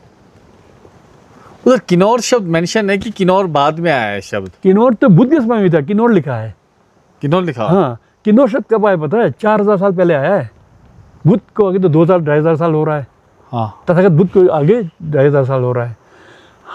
मैं ये कह रहा हूँ कि किन्नौर किन्नौर की जो संस्कृति और किन्नौर की जो मानवीय जाति है, ये भारत के मूल निवासी है। यही नहीं है, मूल निवासी से एक किन्नौर भी है। बहुत सारे मूल निवासी थे किन्नौर के, भारत के, उसे किन्नौर भी है। और ये 4000 साल पहले क्यों कह रहा हूँ पता है आपको? इसके पीछे भी कारण है। आर्य लोग सोचा कि हम सभ्य है, वो आए यहाँ पर, तो हमको किन्नर से किन्नौर बनाइए। तो आज लोग कब 4000 साल पहले आए? तो 1000 साल पहले से हम यहाँ बैठे थे, 4000 साल पहले से बैठे थे, हम कब से बैठे क्या पता। तो मौजी यहीं पे इंटरप्ट कर रहा हूँ ना, एक शब्द आता है ना, किन्नर शब्द आता है। किन्नर तो इतना पुराना इतिहास है हमारा, तो ये किन्नर शब्द जो है, जो ट्रांसजेंडर्स के लिए वगैरह यूज किया जाता है, तो हम कब क्यों? देखो, इसका वेदों में देखो किन्नर शब्द आता है, वहाँ नपुंसक को नहीं आता है। ये तो नपुंसक का एक किसी ने पर्यायवाची शब्द जोड़ दिया। अब शब्द तो किसने बनाया? शब्द कोश ने बनाया, किसी व्यक्ति ने बनाया ना। अब अमरकोश अमर सिंह ने बनाया पहले। अमरकोश में तो नहीं है, अमरकोश के बाद के उसमें डाला हुआ किसी ने, तो देखा कि नपुंसक के लिए अच्छा सा शब्द ढूंढो, किन्नर शब्द मिला पर्यायवाची शब्द में। तो हमें ऑब्जेक्शन नहीं होना चाहिए? बिल्कुल होना चाहिए। किन्नौर का असली जो है वेदों में, बौद्ध ग्रंथों में, वेद पुराना बोलते हैं, मैं तो पुराना नहीं मानता हूँ बहुत, क्योंकि अशोका के समय हमारी लिपि आविष्कार हुई है। अशोक ने लिखा आविष्कार बन के, फिर सबसे पुराने जो हमारे जो है दस्तावेज है वो बुद्धिस्ट बौद्ध धर्म के था, उनमें सब किन्नर हैं। अब वेद को भी मान लीजिए पुराना, उसमें से किन्नर शब्द है। और किन्नौर को साफ साफ लिखा कि ये देवयोनि है। तो देवयोनि क्या कहते हैं, इस तरह का होगा। नहीं, फिर हम ऑब्जेक्शन क्यों नहीं उठाते हैं? मतलब ये तो अभी हम दोनों की बातचीत मैंने शुरू से कहा ना, किन्नौरों ने कहीं ऑब्जेक्शन किया कभी? हमारे यहाँ बड़े बड़े प्रोजेक्ट बने, एशिया का सेकंड लार्जेस्ट, भारत का लार्जेस्ट क्या कहते हैं वाटर प्रोजेक्ट बना, और अब और बनते जा रहे, किसी ऑब्जेक्शन नहीं है। हमारे पानी को, मैंने अभी साहित्य सम्मेलन में पूछा सानंद साहब से कि आप तो पावर के सेक्रेटरी रहे, मैंने बोला आप तो अपने प्रोजेक्ट को 40 साल के लिए लिखते हो अनुबंध, हमारे पानी का अनुबंध कितने साल का लिखा आपने? 4 रुपये दे दिया आपने। हाँ, गलती हुई। तो किन्नौर से तब नहीं लड़ते, अब कहाँ लड़ेंगे? अपना पानी भी छोड़ रहे हैं, अपने जीने का साधन छोड़ रहे हैं, तो साहित्य के लिए कौन लड़ेगा वहाँ? ये किन्नौर की वैसे मतलब यहाँ पे क्लियर कर देना चाहता हूँ कि जो किन्नर शब्द है उस पे अगर आपत्ति, ये देवयोनि है, देवयोनि है। और ये जो उपयोग कर रहे हैं ना, ये अल्प शिक्षित लोग कर रहे हैं। शिक्षित कभी नहीं करेगा ये। जो शिक्षित होगा, जो साहित्यकार होगा, वो कभी नहीं करेगा वो। ये तो राजनीतिक लोग उछालने बातें, राजनीतिक लोगों को अच्छा नाम चाहिए। सब अपंग के लिए अब आज तो बड़ा अच्छा नाम चला रहे हैं। ये सब क्या राजनीतिक भाषा है, ये साहित्यिक भाषा नहीं। चिंता मत कीजिए, साहित्य में ये कहीं मिलेगा नहीं आपको। नहीं, तब भी हमारे को तो इम्पैक्ट कर रहे हैं ना किन्नर, तो भी बोलो कि हम लोग क्यों नहीं बात करते हैं? किन्नर जो है वो बिल्कुल, इसका अनुवाद मिलता है भोटी में 7वीं शताब्दी में। किम नरा का अनुवाद मी हम ची, मी हम ची, मतलब क्या इंसान है? तो क्या इंसान है उनको भी लगेगा। इस तरह से ये सब तो ये गंभीर विषय है। ये तो छोटी बड़ी बातें देखो ना, एक सागर, महासागर में अब वो छोटा सा नदी पानी भी चला जाता है, बड़ा भी चला जाता है, उसका दुख चिंता नहीं करना चाहिए। अच्छा, तो ये रहता है। अब उसके बाद ये क्या कहते हैं, जैसे अगर मैं भारतीय इतिहास में किन्नौर का क्या योगदान है ये पूछूं तो है कुछ? भारतीय इतिहास में किन्नौर का योगदान है, भारतीय इतिहास का निर्माता कौन है? आर्य लोग हैं। आर्य ने हमको सभ्य माना। अच्छा, आर्य ने किसको माना सभ्य? हमको सभ्य माना ना, तभी तो हैरान हो गए वो। हमको सभ्य माना ना। हमारे को भारत के संविधान में जो शेड्यूल किया गया, सूचीबद्ध किया गया है, गरीब है या हम पिछड़े हैं या हम क्या कहते हैं असभ्य हैं, से नहीं हुआ है। हम इस देश के मूल निवासी हैं, आदि मूल निवासी हैं, आदि के इस अर्थ में हमारे को शेड्यूल किया गया है। तो भारत का आदिवासी होना मतलब भारत के लिए कुछ हमने योगदान दिया है, तभी तो नेहरू जी को समझ आया क्या, वो अम्बेडकर को समझ आया। हमारे कोई किन्नौर का नेता उसने जहाँ वहाँ संविधान से जाने वाला था कोई? कौन गया हमारे शेड्यूल करने के लिए कौन गया? वो तो बहुत बाद में मिला ना शेड्यूल ट्राइब का स्टेटस, तो कहाँ बाद में मिला? पहला हमको पहले लिस्ट में शेड्यूल किया हमारे को। अब वो कहाँ घूम रहे हो? पहले लिस्ट में हमारा नाम है, थर्ड फोर्थ में नहीं है। पहले लिस्ट में हमारे हम शेड्यूल्ड है हम, क्योंकि किन्नर जो प्रजाति है ये पूरे भारत में, पूरे सनातन बोलते हैं, अब तो हिंदू बोलते हैं, मैं ब्राह्मण धर्म बोलता हूँ, उसमें देव योनि के हिसाब से इसको पूजा जाता है। देव योनि के हिसाब से क्यों पूछते हैं? कुछ टाइम दिया ना उनको, बड़ा सम्मान है। मैं एक बार बनारस की शादी में गया हूँ, मेरे को तो मैं किन्नौर का बोला तो आगे बिठा दे, बालांगी बहुत कम हो गया था मेरे को, अब तो देव योनि के हो बोला। तो हमने पूरा जो देव समाज है तथाकथित हिंदुओं का, ब्राह्मण बात बोलता हूँ, देव की समाज है, वो हमने दिया इनको।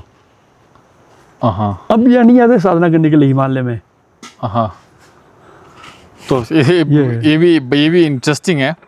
अच्छा, उसमें क्या कहते हैं, जैसे अभी के परिप्रेक्ष्य में आप क्या समझते हैं, ये जितना आपने शोध किया है, क्या अभी के जो नए यंगस्टर, थोड़ा सा अलग जा रहा हूँ, यंगस्टर्स हैं, वो इतना इंटरेस्ट ले रहे हैं अपने शू कल्चर में या संतंग में? हाँ, अब बीच के आज से 10-15 साल पहले नहीं था। अब मैं बोलता रहा, मेरे बोलने से हुआ कि लोग जागृत हुए होंगे तो मैं नहीं कह सकता हूँ, मगर अब लोगों में लग रहा है कि शू कोई चीज़ है। पहले तो शू को देवता मान के चलते थे। मेरा कहना यह है कि शू का अनुभव जो देवता किया, या तो किसी ने अनजाने में किया, या किसी ने बिना सोचे समझे कर दिया, या किसी का षड्यंत्र है हमारे को देवता संस्कृति थोप करके हमारे अल्पसंख्यक संधि को तबाह करने का। कुछ भी कारण हो सकता है। तो इसलिए अब लोगों में शू है, संतंग है, सुवंग है, शोन है, इन गानों पर है अब लोगों को, मगर ये अब बहुत लेट हो गया। अब बीच के जो परंपरा टूट गया है, बहुत बड़ा गैप आ गया है। जैसे सुमाइलन का गाने वाला अब नहीं है, अब आप ध्यान दे रहे हो, कौन गा के देगा आपको? वो शब्द कहाँ से आएंगे आपके पास? वो तरस तो है, शब्द कहाँ से आएंगे? वो शब्द की जो व्युत्पत्ति हुई है, बड़ा सुंदर काव्य रचना शैली में रचा गया था, वो कौन बनाएगा? वो लोग इससे का कोई अभी किन्नौर में आप जो पढ़े लिखे, आप तो सारे हमारी जो युवा पीढ़ी है वो आधुनिक शिक्षा से शिक्षित है, किन्नौरी भाषा तो जानता भी नहीं है, रचना कैसा करेगा वो? अब बहुत विलम्ब हो गया, बहुत लेट हो गया। हाँ। चलिए, लेट तो हो गए, चलिए आशा तो रखते हैं तब भी। अब लेट हो गए बोल के हाथ खड़े तो नहीं करेंगे, नहीं करना चाहिए। हाँ, तो फिर आप लोग कर रहे हो, बहुत बड़ी बात है ये, क्योंकि ज़्यादा देर नहीं हुआ है, थोड़ा देर हुआ है। अभी हमारे पास कई सारे लोग हैं, जैसे आपके शुमसो वैली में है, गुंजुल वैली में, खोजा जाए तो लोग मिलेंगे, सराग वैली में भी लोग मिलेंगे। खोज के उनसे सारा ये बात उनको रिकॉर्ड करना चाहिए हमारे को। खोज के ढूंढ के 70 साल 75 साल 80 साल की जो हमारी महिलाएं हैं या पुरुष भी हो सकते हैं, उनसे सीखा जा। ये हमारे यहाँ पे ना 8 भाषाएं बोली जाती हैं, क्योंकि मैं पहले इनको बोलियां बोलता था, लेकिन मैंने कहीं पढ़ा कि भाषा बोली नहीं, भाषा बोल दो भी चलेगा। ठीक है, भाषाएं बोली जाती हैं 8, जितना अभी तक हमने शोध वगैरह पढ़ा है दूसरा, तो 8। हम बोल रहे हैं कि शू की जो भाषा है वो हमस्कृत है, सब जगह है वो, इवन मेरे गाँव में भी है जहाँ सुनमी बोली जाती है और वो बोली अलग है, लैंग्वेज भाषा अलग है। तो ये 8 भाषाएं कैसे आई? तो मतलब किन्नौर अगर एक जैसा था तो भाषाएं अलग कैसे होगी? वो ऐसा है, अब पहले तो किन्नौर के शब्दों पर ध्यान दो। हाँ जी। हमारा जो गांव है ना, हम गांव नहीं बोलते, हम देशंग बोलते हैं। देशंग मतलब देश से देशंग बना है। देश जो संस्कृत शब्द है उसका किन्नौरीकरण देशंग हो गया है। जैसे कि काक बोलते हैं ना हम। हाँ, काक संस्कृत काक है, काक से काक हो गया। हाँ। जैसे दोयंग बोलते हैं ना हम। हाँ। संस्कृत दही से किन्नौरीकरण दोयंग कर दिया। इस तरह से हमारी भाषा में संस्कृत के शब्द जुड़े हैं। कब? 4,000 साल पहले आर्यों ने जोड़ दिया। तो फिर जो ऐसा जुड़ते ये जो हमारा संदर्भ क्या था अभी, मतलब यही कि अलग अलग 8 भाषाएं। तो देशंग से आया। हाँ। तो हम तो गाँव को क्या बोलते थे हमें पता नहीं है, तो देशंग ही बोलेंगे हम। देशंग संस्कृत के देश शब्द से उपजाऊ शब्द है। हाँ, अब अपना शब्द है देश का। तो हम अपने गांव को एक देश मान के चलते थे। क्योंकि हम अपने एक गांव में हम संपूर्ण थे। अनाज यही था। आप पर राज चलाने के लिए शू थे हमारे पास। वो शू ऐसा चीज़ है, मैंने शू की व्याख्या लिखी है, आपको कोई कष्ट हो शू है, आपको पुत्र का योग हो गया आनंद करना शू है, आपको झगड़ा हुआ पर के लिए शू है, आपको त्यौहार में ऐश करना है, मज़ा करना है, खाना खाना है, शू के पास जाओ 3 दिन नाचो नृत्य करो। तो हमारे जो शू थे वो उस देशन के पूरे संचालक थे, संचालन वहाँ से होता था। हमारी आस्था थी, उसको विश्वास करते थे, उस बात को मानते थे, बिल्कुल पत्थर का एक तरह मानते थे हम। तो वो उसके अंदर जो एक बोलचाल की, जो व्यवहार की जो बोली है वो अलग अलग है, क्योंकि एक देश के अलग होगा ना। इसलिए अब ये बहुत 8 बोला, मैं तो 8 से ज़्यादा गिनूंगा, क्योंकि जंगनाम की भाषा है। जंगनाम तो रारंग से लेकर असम तक है, रारंग की हमस्कत है। जंगी की और लिप्पा के भाषा या बोली में भी बहुत फ़र्क है। हम सुबह को पासरिन लोग वो लोग नमत बोलते हैं, हालांकि भाषा हमारी एक जैसी है। असम में ऐसा है। फिर थोड़ा जाने पर ये हमारी भाषा पर तो भाषा बोलना चाहिए, क्योंकि ये तो भाषा के वैज्ञानिकों ने भाषा और बोली में सीमा कर दिया। क्या सीमा किया? जिसके पास लिपि उसको भाषा बोलना, जिसके लिपि ने बोली बोल दिया। हमारे ऐसे तो कई सारे, ब्रज की क्या लिपि है भाषा बोलने उसको, ब्रज की तो ये नागरी है। इस तरह से हम इसको भाषा मानना है। लिपि का हम निर्माण अब करने लायक नहीं है। हमारे हर गांव की जो भाषा है उस शब्दों का संकलन होना चाहिए ताकि लुप्त ना हो। एक भाषा लुप्त हो तो खत्म हो जाएगा, और एक भाषा के साथ हमारे एक संस्कृति और एक क्या कहते धारणा खत्म हो जाती है, हमारी जो परंपरा खत्म हो जाती है। तो हर गांव के हर शब्दों को हमको संकलन करना चाहिए। और 8 गिना आपने, निश्चित तौर से भिन्न भिन्न है वो। सुनम की भाषा हम नहीं बोल सकते, हमारी भाषा हम नहीं बोल सकते, मगर हमारे संपर्क की भाषा कौन सा है? शू भाषा है, संस्कृत है। इस तरह से और ज़्यादा भाषा हमारे पास, जैसा कि नेसंग वाला का भाषा है, कुनोचरंग वाली भाषा है, एक जैसा लगते हैं, मगर कुनोचरंग और नेसंग बहुत फर्क है। और कुनोचरंग और हंगला हिंदू में भी बिल्कुल भिन्न है। तो इससे क्या होता है, जिस समाज में जितनी ज़्यादा भाषा है उतनी उसकी संस्कृति समृद्ध होती है, क्योंकि संस्कृति का संभाग कौन है? भाषा है ना, भाषा है। तो इसलिए हमारी संस्कृति बहुत समृद्ध है। अब यहीं से एक चीज़ आता है, मतलब एक बार बार जहन में एक सवाल आ रहा है ना, शू संतंग, लास्ट टाइम जब हम मिले थे आपने 3 चीज़ों की बात की थी, शू संतंग नंग लबरंग, है ना, शू संतंग लबरंग। अब जैसे शू है, कई ऐसा मानते हैं कि जो शू जितनी ताकतें हैं, जो ताकत है वो अपने पर्यावरण से यानी कि नेचर से लेता है। जैसे सूरज हो गया ताकतवर हो गया, जंगल हो गया, मतलब इस तरह ताकतें लेता है। मतलब शू क्या है, मतलब असल में क्या है? कई बोलते हैं कि मैंने लिखा है, अब वो काम पढ़ूंगा ढूंढो पता नहीं। अच्छा, शू तो बहुत बड़ी चीज़ है।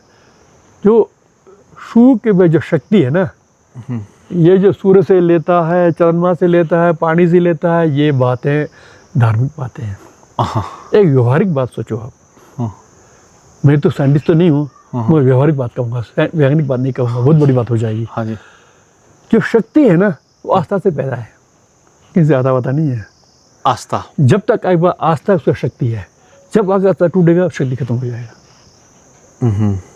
ये सीधी सी बात है। आस्था है, आस्था। हमारी आस्था है, हमारी विश्वास है, हमारी धारणाएं हैं। ये कुछ जरूर करेगा तो हमको बीमारी के समय सहयोग करता है, झगड़े के समय ठीक निपटारा करता है, और हमारे कुछ तो बहुत पुत्र की आवश्यकता तभी दिलाता है वो। इस तरह से ये आस्था है, मतलब सिंपल सेंस में कहें तो आस्था है ये। अब वापस मैं आता हूँ यहाँ से ना, दोबारा डिक्शनरी पे आता हूँ, आपके शब्दकोश पे आता हूँ। शब्दकोश का जो पहला संस्करण है कब आ रहा है, कब तक आने का प्रयास कर रहे हैं? कुलपति जी है मान्य किन्नौर के हैं, प्रोफेसर डॉक्टर मुंशी दुजनेगी जी हैं। उन्होंने मेरे को फ़ोन पर कहा कि नवंबर तक एक वॉल्यूम, एक खंड आ जाएगा। तो टोटल कितने वॉल्यूम्स बनने हैं? अब मेरे को लग रहा है कि ये का एक वॉल्यूम बन रहा है, खा का एक बन रहा है, खा का एक मतलब कम से कम 18-19 मतलब का की एक किताब बन रही है। हाँ, एक किताब का कह के था पढ़ना, खा का फिर दूसरा का बनेगा। दूसरा, गा का दूसरा, तो का गा तक है, उसके बाद फिर कम है। मेरे को लगता है कि 13-14 से ज़्यादा जाएगा ये वॉल्यूम जाएगा। और ये जो आपका किन्नौरी वाले जो आपके किन्नौरी हमस्कत मैं सोच रहा हूँ कि ये भी 1-1.5 वॉल्यूम तक एक मोटा वॉल्यूम बन जाएगा, एक मोटा वॉल्यूम बन जाएगा। उसके बाद हम दोनों ही थे, एक मतलब थोड़ा अलग से हट के क्वेश्चन था कि हम दोनों ही थे लिटरेचर फेस्टिवल में, है जी, लिटरेचर फेस्टिवल में थे, ठीक है ना। उधर भी बात उठी, लेकिन मतलब मैं खुद भी जानना चाह रहा था, क्या किन्नौरी समाज जो है ना सच में पहले से ऐसा बंटा था कि पहले नहीं था, और ये जो ब्राह्मणिज्म या ब्राह्मणिकल इम्पैक्ट जो बाहर से आया उसकी वजह से ये बंटना शुरू हुआ? क्या मतलब जो समाज में लोग अलग अलग स्तर पे रखे गए हैं, जातिवाद की बात कर रहा हूँ। सीधी सी बात है, अब जातिवाद जो है ना, अब बोले तो लोग नाराज़ हो जाएंगे। किसी को लकड़ी का काम दिया उसको औरस बोल दिया, किसी को लोहा का काम दिया उसको सुनारस बोल दिया। तो ये आर्यों के बाद शुरू आई, उससे पहले किन्नौर में था नहीं है। हम किन्नौर के लोगों को किससे लेना देना नहीं था जात-पात से। किन्नौर तो एक इतना अच्छा समाज है, इस संसार के अंदर देखेंगे आप। मैं तो बार बार बोलता हूँ, अभी साहित्य सम्मेलन में मैंने बोला था, कईयों ने कहा कि किन्नौर पुरुष प्रधान, किन्नौर महिला प्रधान समाज है। संसार के अंदर किन्नौर की तरह महिलाओं को अधिकार कहीं भी नहीं है, कहीं नहीं। मैं बेदर कह सकता हूँ, मेरे साथ कोई चर्चा करे तो मैं चर्चा में भाग लूँगा। आप किन्नौरे हो, घर का ताली कुंजी कहाँ रहता है बोलो आप? महिला के पास। और जब ताली कुंजी संभालते हैं, किसको संभालते हैं हम? बहू को नहीं, ताला मुंह रखे और नमशा रखे दांत। लड़का तो कहता था इसे हमारे पास पहले नौशाद से पहले देना चाहिए तालंग, क्यों नहीं देते? तो शादी नहीं करेंगे ना। और शादी करने के बाद 10-12 साल काम करके तसल्ली दिला के पूरे ट्रेनिंग देके तब नमशा को ताली, नमशा के परिवार वाले जाते हैं। तो व्यवस्था है संसार में ऐसा। फिर पूरे पुरुष प्रधान बोलते हैं। पुरुष प्रधान में आर्यों ने दिया हमारे को, हमारे महिला प्रधान ने। मैं कहता हूँ हमारी महिलाएं हंस के स्वागत करती है अतिथियों का। किस समाज में ये लड़की महिला हंसे तो गलत अर्थ लेते हैं लोग। और जैसे कि मैदानी समाज में हमारे यहाँ विधवा को लीजिए, विधवा मैंने देखा बनारस में कितनी विधवाएं सफेद साड़ी पहन के जीवन नरक में है। हमारे यहाँ तो 15 दिन तक 14 दिन तक घर से बाहर नहीं निकलते, है ना। या महीना 2 महीना या साल भर तक। साल भर के बाद तो शो हानि में शौक हटाते हैं ना, फूल देते हैं ना, गहना पहनते हैं ना, शादी कर सकते हैं। समाज में पूरा सम्मान है। कहीं नो ये बोलो विधवाओं के कहीं नाचे गाने पीछे रखते हैं उनको।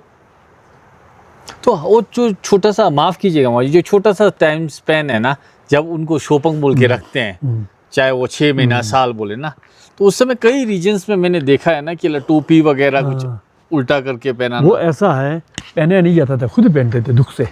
अच्छा, खुद ही पहनते थे? हाँ, वो ऐसा ये जो है ना, ये हाँ जी, ये तो हमारा है ही नहीं। हम तो इसके बिना पहनते थे पहले पूरा उष्ण जी मते में। अच्छा, धारी मते हो मते। तो फिर क्या करते थे, तो वो महिलाएं थोड़ा बुरा मान देते, तो दुख है ना लगा के ये उतारते थे। तो अब तो महिलाएं इसको फाड़ देते हैं और फाड़ के पहनते हैं। तो इस तरह से शौक मनाने का एक अपने इच्छा से करते हैं, कोई समाज का विधान नहीं है। तो मतलब अगर ना करना चाहे नहीं कर सकते हैं। कौन रोकेगा? कौन रोकेगा? कौन रोकेगा? सिर्फ इतना है कि शु बोलते हैं कि आप इतना दिन तक आप अशुद्ध हो के आओ। वो इसलिए कि एक हमारे यहाँ कोई मृत्यु हो जाता है, तो मृत्यु या कुछ पैदा होता है तो निश्चित तौर पर कुछ ना कुछ होता है, क्योंकि हमें दुख होता है। हम नहाते नहीं हैं, हम गाते नहीं हैं, हम रोते रहते हैं। तो उस हालत संदर्भ में कहाँ जाना? इसलिए शोभन खत्म करके आओ बोलते हैं हमारे को। एक व्यवहारिक बातें सारी। अच्छा भाई, तभी बोला मर्द भी तो कर सकता था ना ऐसा, उसकी बीवी एक्सपायर हो जाए तो। मर्द करते ना, करते हैं। युक्सालाम तो अच्छे युक्सालाम शब्द है हमारे पास है। हाँ, लेकिन युक्सा पोदा युक्सामो नहीं है। हाँ। मर्द भी करते हैं ना, क्यों नहीं करते? मर्द नहीं जाते बाहर। अच्छा, अब तो मर्द लोग ज्यादा खुले हुए ना, मर्द तो भाग जाते हैं। महिलाएं थोड़ा सेंसिटिव होती है, महिलाओं को ज्यादा दुख भी ज्यादा लगता है, खुश भी ज्यादा होते हैं, जल्दी होते हैं, तो महिलाओं ने उसको चला रखा है। अच्छा, कुछ तो मारने वाले कौन है? हाँ, मानने वाला कौन है, दोनों को बराबर है। इसलिए मैं बोला संसार के अंदर हमारे किन्नौर समाज या महिलाओं को जितना खुलापन है कहीं नहीं मिलेगा ऐसा। कभी पर्दा लगा ही नहीं किन्नौर की महिलाओं ने, अच्छा, ना शादी में, ना शादी के बाद, ना शादी से पहले। तो अभी के टाइम में ये जितने भी इससे जो आप ये संकलन कर रहे हैं सब चीज़ों का, इसका लाभ हम जैसे लोगों को तो बहुत होगा, मतलब फ्यूचर में, निकट फ्यूचर में मैं देखता हूँ यहाँ पर। लेकिन अभी के समय में जो बदलाव आ रहा है, बदलाव तो नियति है, वो तो आने ही आना है बदलाव, है ना जी। लेकिन कई दफ़ा बदलाव के बारे में हम बहुत बात करते हैं, जो बाहर से बदलाव आते हैं, ठीक है, उसको आप कैसे देखते हैं, कैसा लेते हो कि ये बदलाव सही है या रिस्ट्रिक्शन होना चाहिए किसी तरह से? ऐसा है, किन्नौर जाति है ना, किन्नौर जो जाति, किन्नौर जो प्रजाति जो है, हम किन्नौरे जो हैं, हमारी एक कमज़ोरी है बहुत।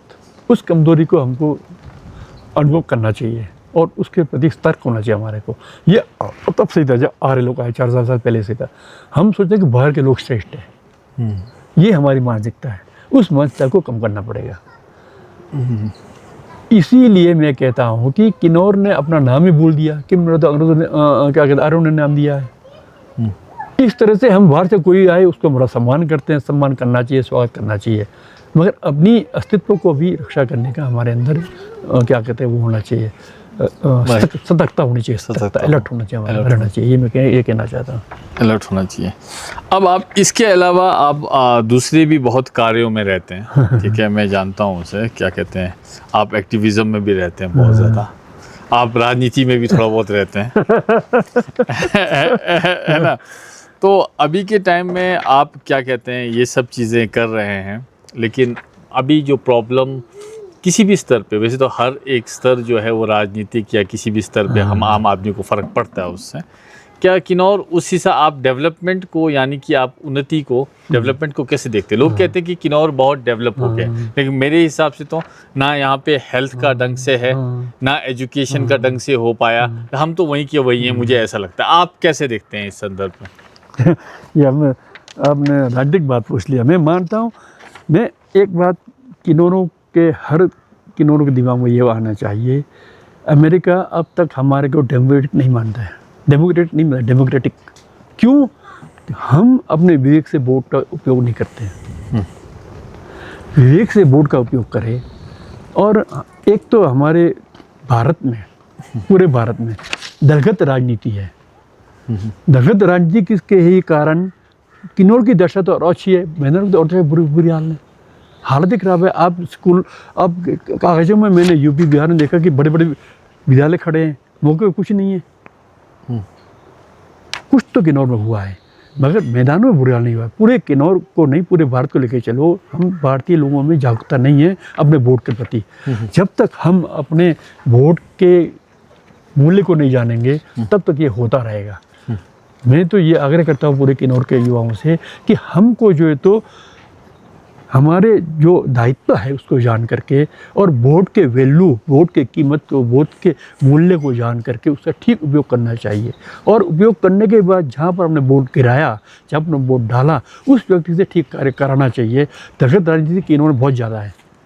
दलगत राजनीति ना, किन्नौर के अंदर दलगत राजनीति है। और मैं देख रहा हूँ बहुत सारे किन्नौर के गाँवों में अपने बिरादरी में भी अनबन है, बात भी नहीं करते हैं, और इस दल से इस दल को जाने में वो मर जाएंगे, नहीं जाते हैं। ये कैसे राजनीति है? ये कैसे राजनीति है? राज तो राज करने की नीति होती है। आपने पहले किसी वोट डाला, दोबारा उसको क्या उसके बंधवाए आप?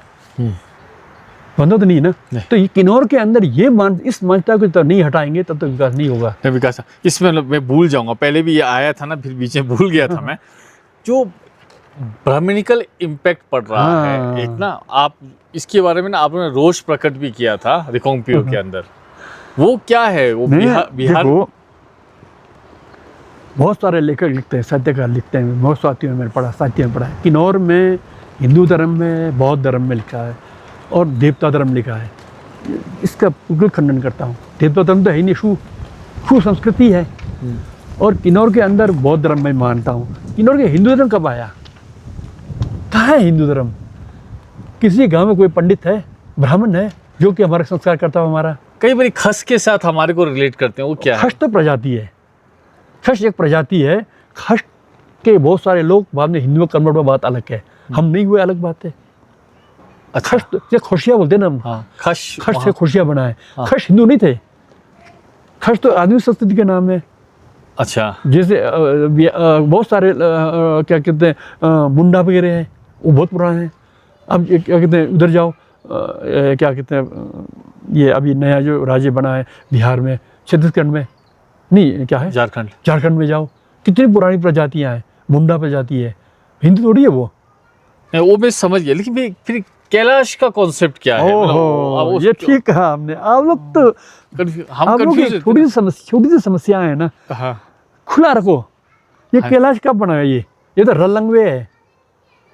बोलते कब से कैलाश बना? ये कैलाश तो एक ही है पूरे संसार में, बोध गया एक ही है पूरे संसार में, दूसरा बोध गया तैयार करोगे आप? आज क्या कहते हैं राम का जन्मभूमि अयोध्या एक ही है, दूसरा जन्म पैदा करोगे? शिव का जो निवास है कैलाश है वो उधर है, यहाँ पैदा करोगे आप? ये तो रलंग है, रलंग वे बोलते हैं हम अभी तक भी। अब बुजुर्ग लोग बोलते हैं, आप लोग नहीं बोलते होंगे, जो आदमी रास्ता भटक के उल्टे रास्ते में चला जाए उसे हम रलंग भी सुनो। अच्छा, रलंग, हम रलंग भी होती है, क्योंकि ना इसकी इस पर्टिकुलर बहुत टेढ़ा मेढ़ा है ना। हाँ। वहाँ के ऊपर चढ़ो, छिपकुल जाओ, तब घूमो। हाँ। इसका परिक्रमा पहले करते थे, रलंग कोरा बोलते हैं हम इसको, रलंग कोरा बोलते हैं ना। शब्द को भी हमने खत्म कर दिया। ये शू का देववाद अनुवाद करने के बाद ये सारे तब से पन पाए। अच्छा, इसीलिए मेरे को देवता से विरोध नहीं है, देवता से मेरे को कोई शिकायत नहीं है। मैं चाह रहा हूँ कि हमारे शब्दों पर जो क्या कहते हैं आक्रमण हो रहा है उसको बचाना चाहिए हमारे को। शू को शू रहने दो, देवता को देवता रहने दो। हाँ। और उसके फिर जो आपका कैलाश मानसरोवर कैलाश है ना, ये असली कैलाश है, ये कैलाश है। हाँ। ठीक है, तो मतलब ये दूसरा कैलाश कैसा बना दिया आप लोगों ने? ये कैलाश है, तो मतलब दूसरा तीसरा चौथा ज्यादा कैलाश सारा है, तो सारे हिमालय कैलाश है। हाँ जी, सारा हिमालय कैलाश है। मगर कैलाश का कैलाशपति जो राजाओं का जो राजा क्या कहते पर्वतों का जो राजा है वो कैलाश है ना। ये पर्वतों का राजा है क्या? तो कैलाश जो वहाँ पे हाँ। कैलाशों का राजा शिव जो हैं वो बैठते हैं मानसरोवर वाले हाँ। माउंट कैलाश में, हाँ। सही है ना? हाँ। अब वो माउंट कैलाश का ना बुद्धिज्म से क्या संबंध है? क्या मतलब वो तो शिव तो किसको माना, हिंदू उसमें माना जाता है। सही कहा आपने बिल्कुल व्यवहारिक बातें पूछा, जो आपने देखा, जो आपने सुना, जो आपने अनुभव किया, वो आपने पूछा है। हाँ। ऐसी बातें पूछनी चाहिए। देखो, कैलाश शिव का वास है ना जी। और शिव, ब्रह्मा, इंद्र हम भी मानते हैं बुद्धिस्ट लोग, वो मृत्यु लोक पर नहीं आते हैं, मानव लोग नहीं बैठते वो। ऐसे तो ऐसी रच दिया नहीं इन्होंने, कैसे आएगा? फिर तो इंद्र लोक का क्या काम? ये बुद्धिज्म में होता है वैसे? होता है। अच्छा। अरे आप हैरान होंगे, भगवान बुद्ध ने जब ज्ञान की प्राप्ति की, उन्होंने 49 दिन तक उपदेश नहीं दिया, 7 सप्ताह तक उपदेश नहीं दिया उन्होंने सोचा कि मेरा जो आविष्कार है, अब तो आविष्कार बोलना पड़ेगा ना आपकी भाषा में। हम तो बोलते हैं कि बुद्ध बने, बुद्ध को ज्ञान की प्राप्ति हुई, अब ज्ञान थोड़ी बोलेंगे, आप तो आविष्कार बोलेंगे, रिसर्च बोलेंगे आप। हाँ। उनको जो आविष्कार करके जो उनके जो बात उनको पता लगा, जो कि उस समय भारत में ब्राह्मण धर्म था, उसके ठीक विपरीत था। आत्मा नहीं है, हर एक चीज नित्य है, अनित्य है, नित्य है ही नहीं। आत्मा अजर, अमर, अछेद, अभेद, कूटस्थ, उसका खंडन किया उन्होंने। उसको किसको सुनाए? वो पागल बोलेंगे उनको। वो 49 दिन तक उन्होंने उपदेश दिया। उन्होंने सोचा कि इस जो मुझे ज्ञान की प्राप्ति, इस ज्ञान का सुख मैं लेते रहूँगा। बोध गया, बुद्धि विश्व के 1 सप्ताह 4-7 सप्ताह तक वो बुद्धि को देखते रहे, खाली निहारते रहे। फिर ये सिल्क रूट था ना, सिल्क रूट, वहाँ से फिर व्यापार चलता था सिल्क रूट से। तो कोई आदमी बर्मा का था, वो चावल का व्यापार कर रहा था, वो व्यापारी पहुंचा वहाँ, देखो वो तो हम बैठे हैं, देखो बड़ा सुंदर आदमी, ये तो बड़ा सुंदर है। उन्होंने चावल का दान किया और हमको उद्देश्य तो नहीं बोला, हमको अच्छी बातें बोलो। उन्होंने कहा कि धर्मम शरणम गच्छामि, बुद्धम शरणम गच्छामि। हमने 2 बोला, धर्मम शरणम गच्छामि, बुद्धम शरणम गच्छामि, धर्मम शरणम गच्छामि। संघ नहीं था उस संघ का, संघ तो है, किसको उपदेश दिया नहीं उन्होंने। तो 2 वो बोध गया उन्होंने बोला बर्मा के, वो बर्मा के उन्होंने अपने पात्र दिया, लिया कि अभी तक भी सुरक्षित थे वो। कंग्यूर और थंग्यूर है क्या है? अभी मतलब इसके बाद मतलब अभी मतलब सवाल अब बस खत्म होने की उस पे जा रहा हूँ मैं। ये कंग्यूर थंग्यूर बस ये short में। बस बड़े छोटे संक्षेप में कहूँगा, सारे बुद्ध वचन का संग्रह कंजूर है। भगवान का जो उपदेश है ना, उसका संग्रह कंजूर है। ठीक है। अब पूछेंगे कंजूर नाम क्यों दिया? हाँ ये पहले संस्कृत में था। हाँ। का माने उपदेश, बुद्ध, हाँ। बुद्ध का आदेश का। हाँ मनुष्य गिरो काम तो लगे मालक बोलो या लाओ काम तो या। हाँ ओशी सुना है मैंने। हाँ, का माने किसी का आदेश, किसका? बुद्ध का आदेश। गुरु माने अनुवाद, गुरु में गुरु ला गुरु जिसको हाँ गुरु मतलब हाँ अनुवाद, बुद्ध के उपदेश का अनुवाद का नाम काग्युर। मतलब बुद्ध का उपदेश का अनुवाद समझ गया। काग्युर है। काग्युर। बस कितना आसान बात। और थंग्यूर तन बोलते हैं, थोड़ा आपको मुश्किल, तन शास्त्र को बोलते हैं, शास्त्र। हाँ आदेश और शास्त्र दो होता है, ये तो ब्राह्मण लोग भी बोलते हैं। जो जैसे कि पाणिनि का जो आदेश था ना, वो पाणिनि व्याकरण है, उसका आया मोरलिक वो के बड़ा संक्षेप में है, तो उसके आगे व्याख्या करते शास्त्र बनता है वो, मूल सूत्र और व्याख्या शास्त्र। तो बुद्ध के उपदेश पर भारतीय आचार्यों ने, जैसे नागार्जुन, शांद्रखेत, कमलशील, फिर क्या कहते हैं, चंद्रगोमिन, चंद्रकीर्ति, धर्मकीर्ति, शाक्याप्रभ, गुणप्रभ, हजारों आचार्य भारत में, पूरे भारत बौद्ध धर्म थे उसमें, उनके द्वारा बुद्ध के उपदेशों पर जो कमेंट्रीज लिखे, व्याख्याएं लिखी है, वो शास्त्र है। वो शास्त्र है, वो हो गया थंग्यूर। शास्त्र हो गया ना। हाँ, शास्त्र का अनुवाद तंग्युर। थंग्यूर वो मोडी में अनुवाद करके रखा है। अच्छा। कंजूर में बुद्ध के उपदेश, तंजूर में भारतीय आचार्यों के व्याख्याएं। तो बहुत अच्छी बातें जान पाया मोहम्मद जी आपसे ना। कुछ एक बाउंसर भी गया, ऊपर से भी गया, अच्छे से इसको देखूंगा फिर समझूंगा। 4 सेक्ट्स हैं बुद्धिज्म के ना, तो मेरे को समझ नहीं आता है कि मतलब आप किसको फॉलो करें, क्यों करें, क्या है ये 4 सेक्ट्स? ये जो इसको ये सेक्ट बोलते हैं, इसको संप्रदाय नहीं बोलना चाहिए, मैं परंपरा बोलता हूँ। कई लोग संप्रदाय बोलते हैं, परंपरा है ये। तिब्बत के अंदर बड़े बड़े गुरुओं की परंपराएं चली है। उन परंपराओं में मुख्यतः ये 4 परंपरा है। जैसे कि निंगमापा को लीजिए, निंगमा पुराने को बोलते हैं, निंगमा पुराना। आचार्य पद्मनाभ 7वीं शताब्दी जब वहाँ पहुँचे हिंदुस्तान के निवेदन पर, वहाँ पहुँच के उन्होंने कुछ अपने खास शिष्यों को उपदेश दिया, है ना जी, जमंग जना वगैरह बोलते हैं, उनको उपदेश दिया। वो उपदेश की एक परंपरा चली आगे, वो निंगमापा है। उसके बाद फिर 8वीं 9वीं में आओ, 9वीं शताब्दी के आसपास में आओ, तो भारत से बौद्ध देश से, तिब्बत से एक विद्वान आए, युवा विद्वान, उनका नाम था मरपालोसा। मरपालोसा बाद में नाम पड़ा, उनका मरपा नाम था। वो आए भारत में, वो 3 बार आए। उसने कोई हवाई जहाज था, ना कोई ट्रेन था, ना कोई था। 3 बार आए वो, और 3 बार आए, तीनों बार नरोपा के पास आए। भारत में 84 सिद्ध हुए उस समय, 7वीं 8वीं 9वीं 10वीं शताब्दी में 84 हुए भारत में सिद्ध, 84 सिद्ध। आप नहीं जानते होंगे, 84 सिद्ध हुए, हैरानी की बात नहीं, 84 सिद्ध। उन्हीं सिद्धों के आधार पर गोरखनाथ है। अभी जो हमारे उत्तर प्रदेश के मुख्यमंत्री जो हैं गोरखनाथ के, वो बौद्ध धर्म के 84 सिद्धों में से एक सिद्ध है। वहाँ ने परंपरा वो ब्राह्मण धर्म परंपरा में जोड़ दिया इन्होंने। इस तरह से 84 सिद्ध हुए, उसमें एक सिद्ध थे नरोपा। नरोपा जी से 3 बार अध्ययन किया उन्होंने, 3 बार भारत आए वो। एक बार आना दिक्कत था, बहुत मुश्किल था उसमें, 3 बार आए। और नरोपा से अध्ययन करके पूरे मतलब ज्ञान प्राप्त करके, सिद्ध वो करके, दक्ष बन के फिर बौद्ध देश में लौटे। उन्होंने अनुवाद किया, फिर लोसा बने, डेगन बरपा लोसा के। वो गृहस्थ थे, वो सबसे गजब प्यार और हैरानी की बात है, वो लेमैन थे, वो भिक्षु नहीं थे वो, है ना। और वो अपने बौद्ध देश में पहुँचे तो बहुत प्रसिद्ध हुए, वो अनुवाद करते थे, सिद्ध पुरुष ख्याति प्राप्त थे वो, और गृहस्थ थे वो, गृहस्थों से बात करते थे। जसवंत मिलारेपा नाम सुना होगा, जो संसार में आज ऐसा कहते हैं कि एक जन्म के भीतर भी, जन्म के पूर्वार्ध में बहुत पाप किया हो, उत्तरार्ध में अध्ययन करके सिद्ध हुआ हो, जिसने मोक्ष प्राप्त किया हो, वो मरपा मिला के गुरु थे मरपालोसा।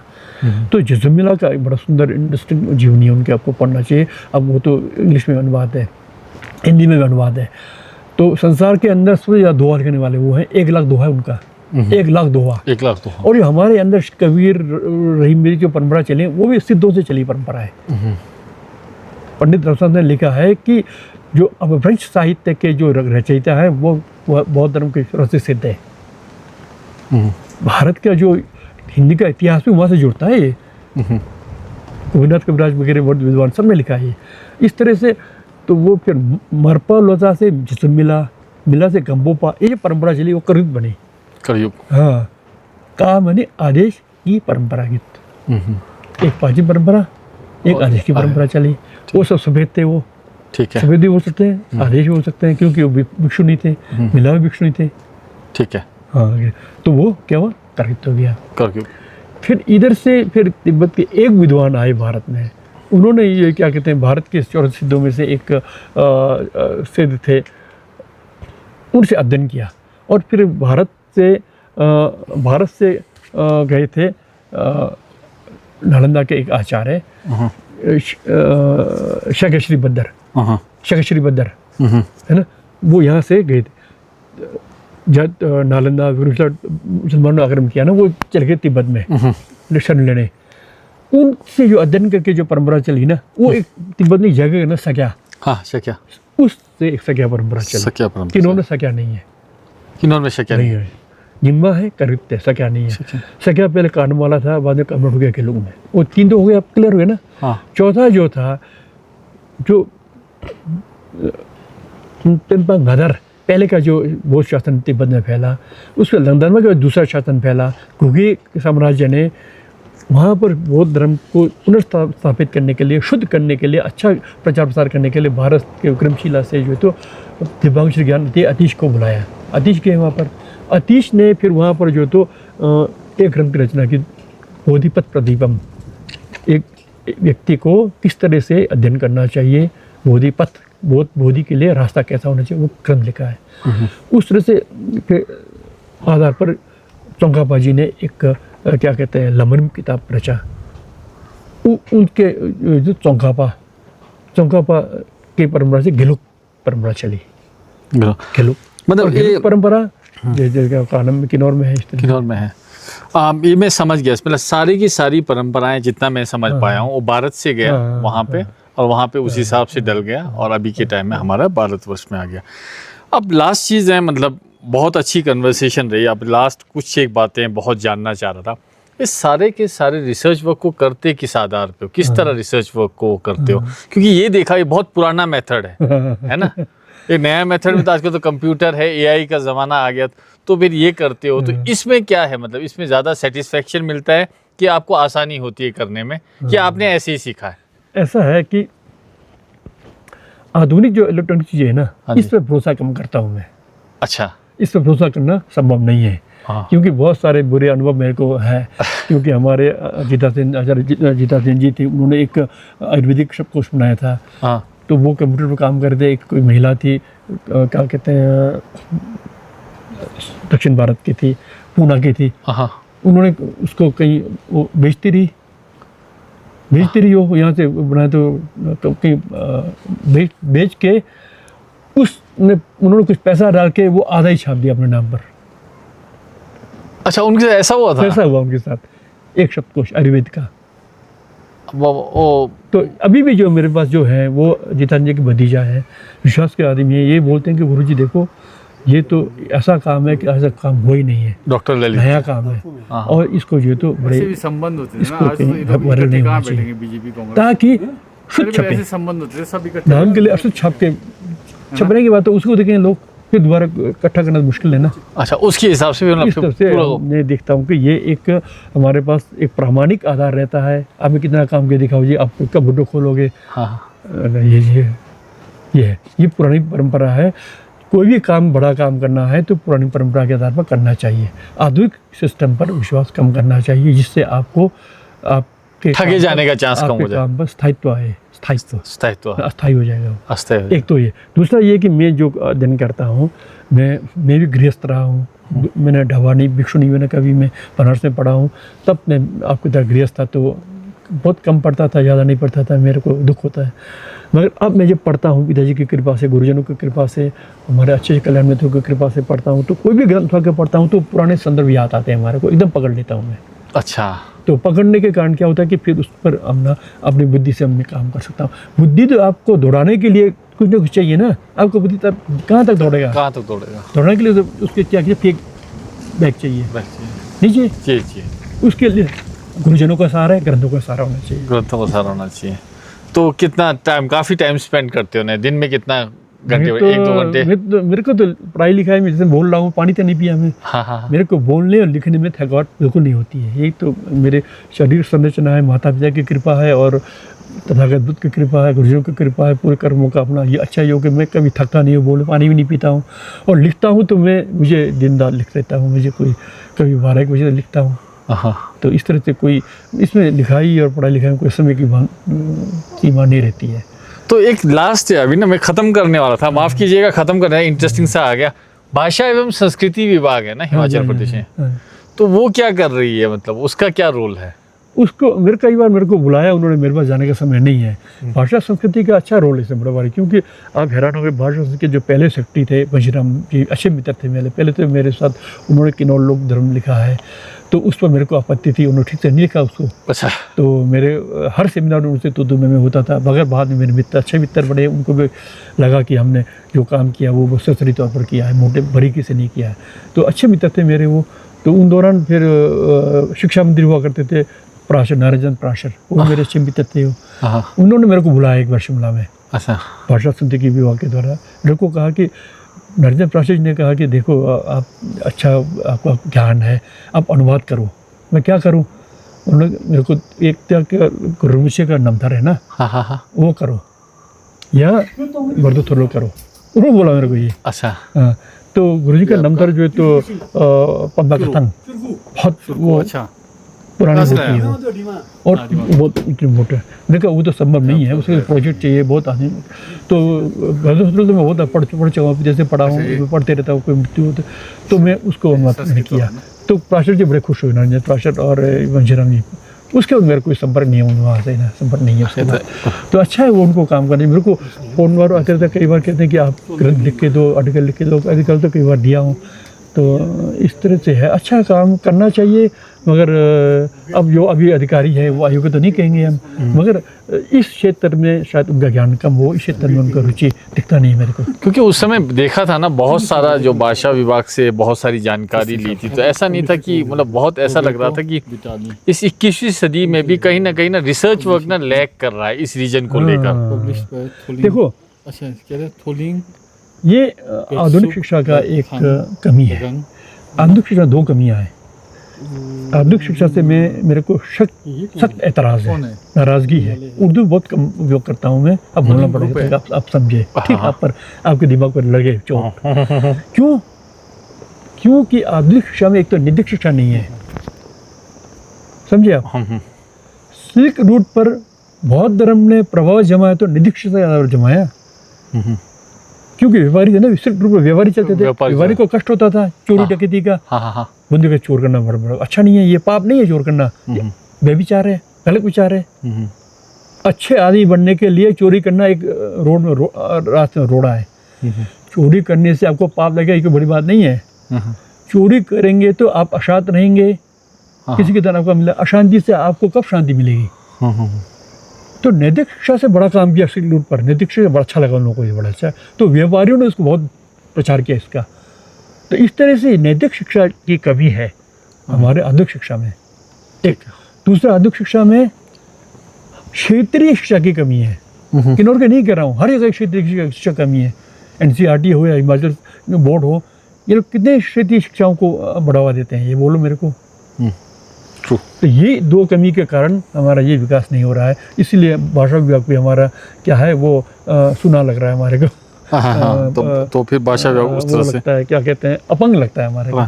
अब आप बहुत आउटस्पोकन है माओ जी ना, आप मतलब बातों को खुल के रखते हैं, छुपाते नहीं हैं। तो ऐसे में लोग आपके अगेंस्ट भी बोलते होंगे। बहुत बोलते हैं। हाँ, तो उसको कैसे कुछ हैंडल कैसे करते हो? जैसे कि बोलते होंगे, मुझे पता नहीं, परवाह नहीं मारता हूँ मैं इसलिए बोलता हूँ कि हमारे बोलने से कोई आदमी उस पर सोचेगा, चिंतन करेगा। मेरे बोलने पर कोई आदमी उसको माने, ये विश्वास नहीं करता हूँ। मेरे बोलने पर लोग सोचेगा, दिमाग को चोट पहुँचेगी, सोचेगा तो कौन ठीक है कौन सा गलत है वो खुद निर्णय लेगा। तो इसलिए मेरे को खुद के किसी ने आज तक बोला नहीं, मगर बॉन्ड वालों ने मेरे साथ बड़ा शिकायत किया। बॉन्ड वालों ने, मैं बोलता हूँ किन्नौर बॉन्ड नहीं था, बहुत ज़्यादा मेरे पास उनके साथ बड़ा वो हुआ कि बॉन्ड किन्नौर बॉन्ड नहीं था। तो अब भी वो नहीं मानते, मैं भी नहीं मानता हूँ, अलग बात है। इसी तरह से फिर अभी हमारे आधुनिक वो क्या कहते हैं, मशीराम जी तो नहीं रहे, अभी हमारे उसे अन्ना जी बड़े अच्छे हैं, हमारे मित्र हैं, बहुत अच्छे। शुरू से उनसे मेरे खूब लड़ाइयाँ होती हर सेमिनार में उनसे मेरा बनते ही नहीं था उनका, उड़ के चले जाते थे, कभी उड़ के चला जाता था। अब मेरे अच्छे मित्र हैं, वो बहुत बार फ़ोन करते रही। उनको शू बड़ लेकर था, वो शू को देवता बोलते थे, मैं कहा शू देवता क्यों? अब वो समझिए कि वास्तव में शू एक संस्कृति है। इस तरह से होते रहता है। अब मैं कई आधुनिक जो लेखक हैं वो मेरे सामने तो नहीं आते हैं, खुद के पीछे पीछे बोलते हैं। मैं बोले किन्नौर में हिंदू धर्म कहाँ बता बोलता हूँ मैं, हिंदू कहाँ है यहाँ? कोई एक ब्राह्मण नहीं है, एक जनेऊधारी नहीं, एक तिलकधारी नहीं है, हिंदू कैसा हुआ? मैं ये इतना मानता हूँ, ज़रूर ये बहुसंख्यक लोगों की संस्कृति का प्रभाव हम पर पड़ा है, इतना मैं मानता हूँ। इतना मानते हैं आप? तो क्या है, मतलब सपोज करो हम भी काम करते हैं ना, तो हमें भी 10 लोग 10 सुनाते हैं, तो आपका क्या है, मतलब चिंतन कैसा रहता है कि उनको देखना बंद कर दो या सुनना बंद कर दो? क्या रहता है? उनको सुनता हूँ, सुनते हैं, उनका सुनता हूँ, सुनने के बाद जवाब देता हूँ, फिर जवाब घर में सोचता भी हूँ उसके बारे में। मैंने साहित्य सम्मेलन में बहुत ज़्यादा शब्द प्रश्न उठाया, मैंने सब जब मैंने उठाया, आपने देखा मेरे को विरोध किया किसी ने? विरोध करना अच्छा था।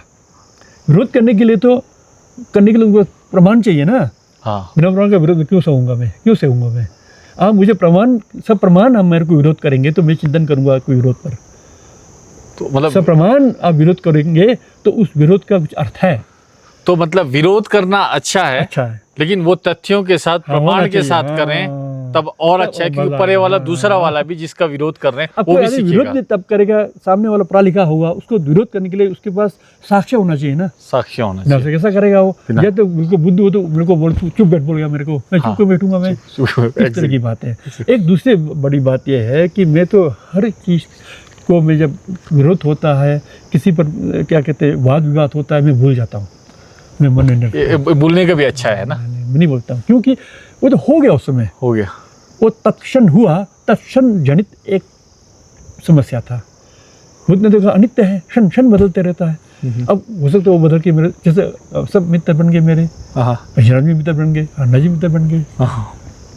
तो इस तरह से विरोध करने वाला ही दुश्मन नहीं होता है, विरोध करने वाला मित्र भी हो सकता है, और मित्र होगा ज़रूर। तीसरी बात क्या कहता हूँ कि अगर विरोध करेगा भी, नॉनसेंस बुरे दृष्टि से विरोध करेगा भी, उसका भी वैल्यू है। वैल्यू है, उसका भी कीमत है। क्या कीमत है? Nonsense value. उस वैल्यू को हमको उपयोग करना चाहिए। अगर एक सेंस वैल्यू होता है, एक नॉनसेंस वैल्यू होता है, तो आप सबको या इसी के साथ 2 वैल्यूज, एक सेंस वैल्यू, एक नॉनसेंस वैल्यू। नॉनसेंस का भी वैल्यू है। वैल्यू है ना। मूल्य तो मूल्य है ना, मूल्य का मूल्य नहीं कहेंगे। तो नॉनसेंस का भी वैल्यू है और सेंस का भी वैल्यू है। आशा करता हूँ आपको ये बातचीत बहुत अच्छी लगी होगी। लास्ट में कमेंट सेक्शन में कमेंट्स ज़रूर कीजिएगा और बेहतर बनाने की कोशिश करेंगे। सवालों का सिलसिला ख़त्म नहीं हुआ, बहुत ज़्यादा है।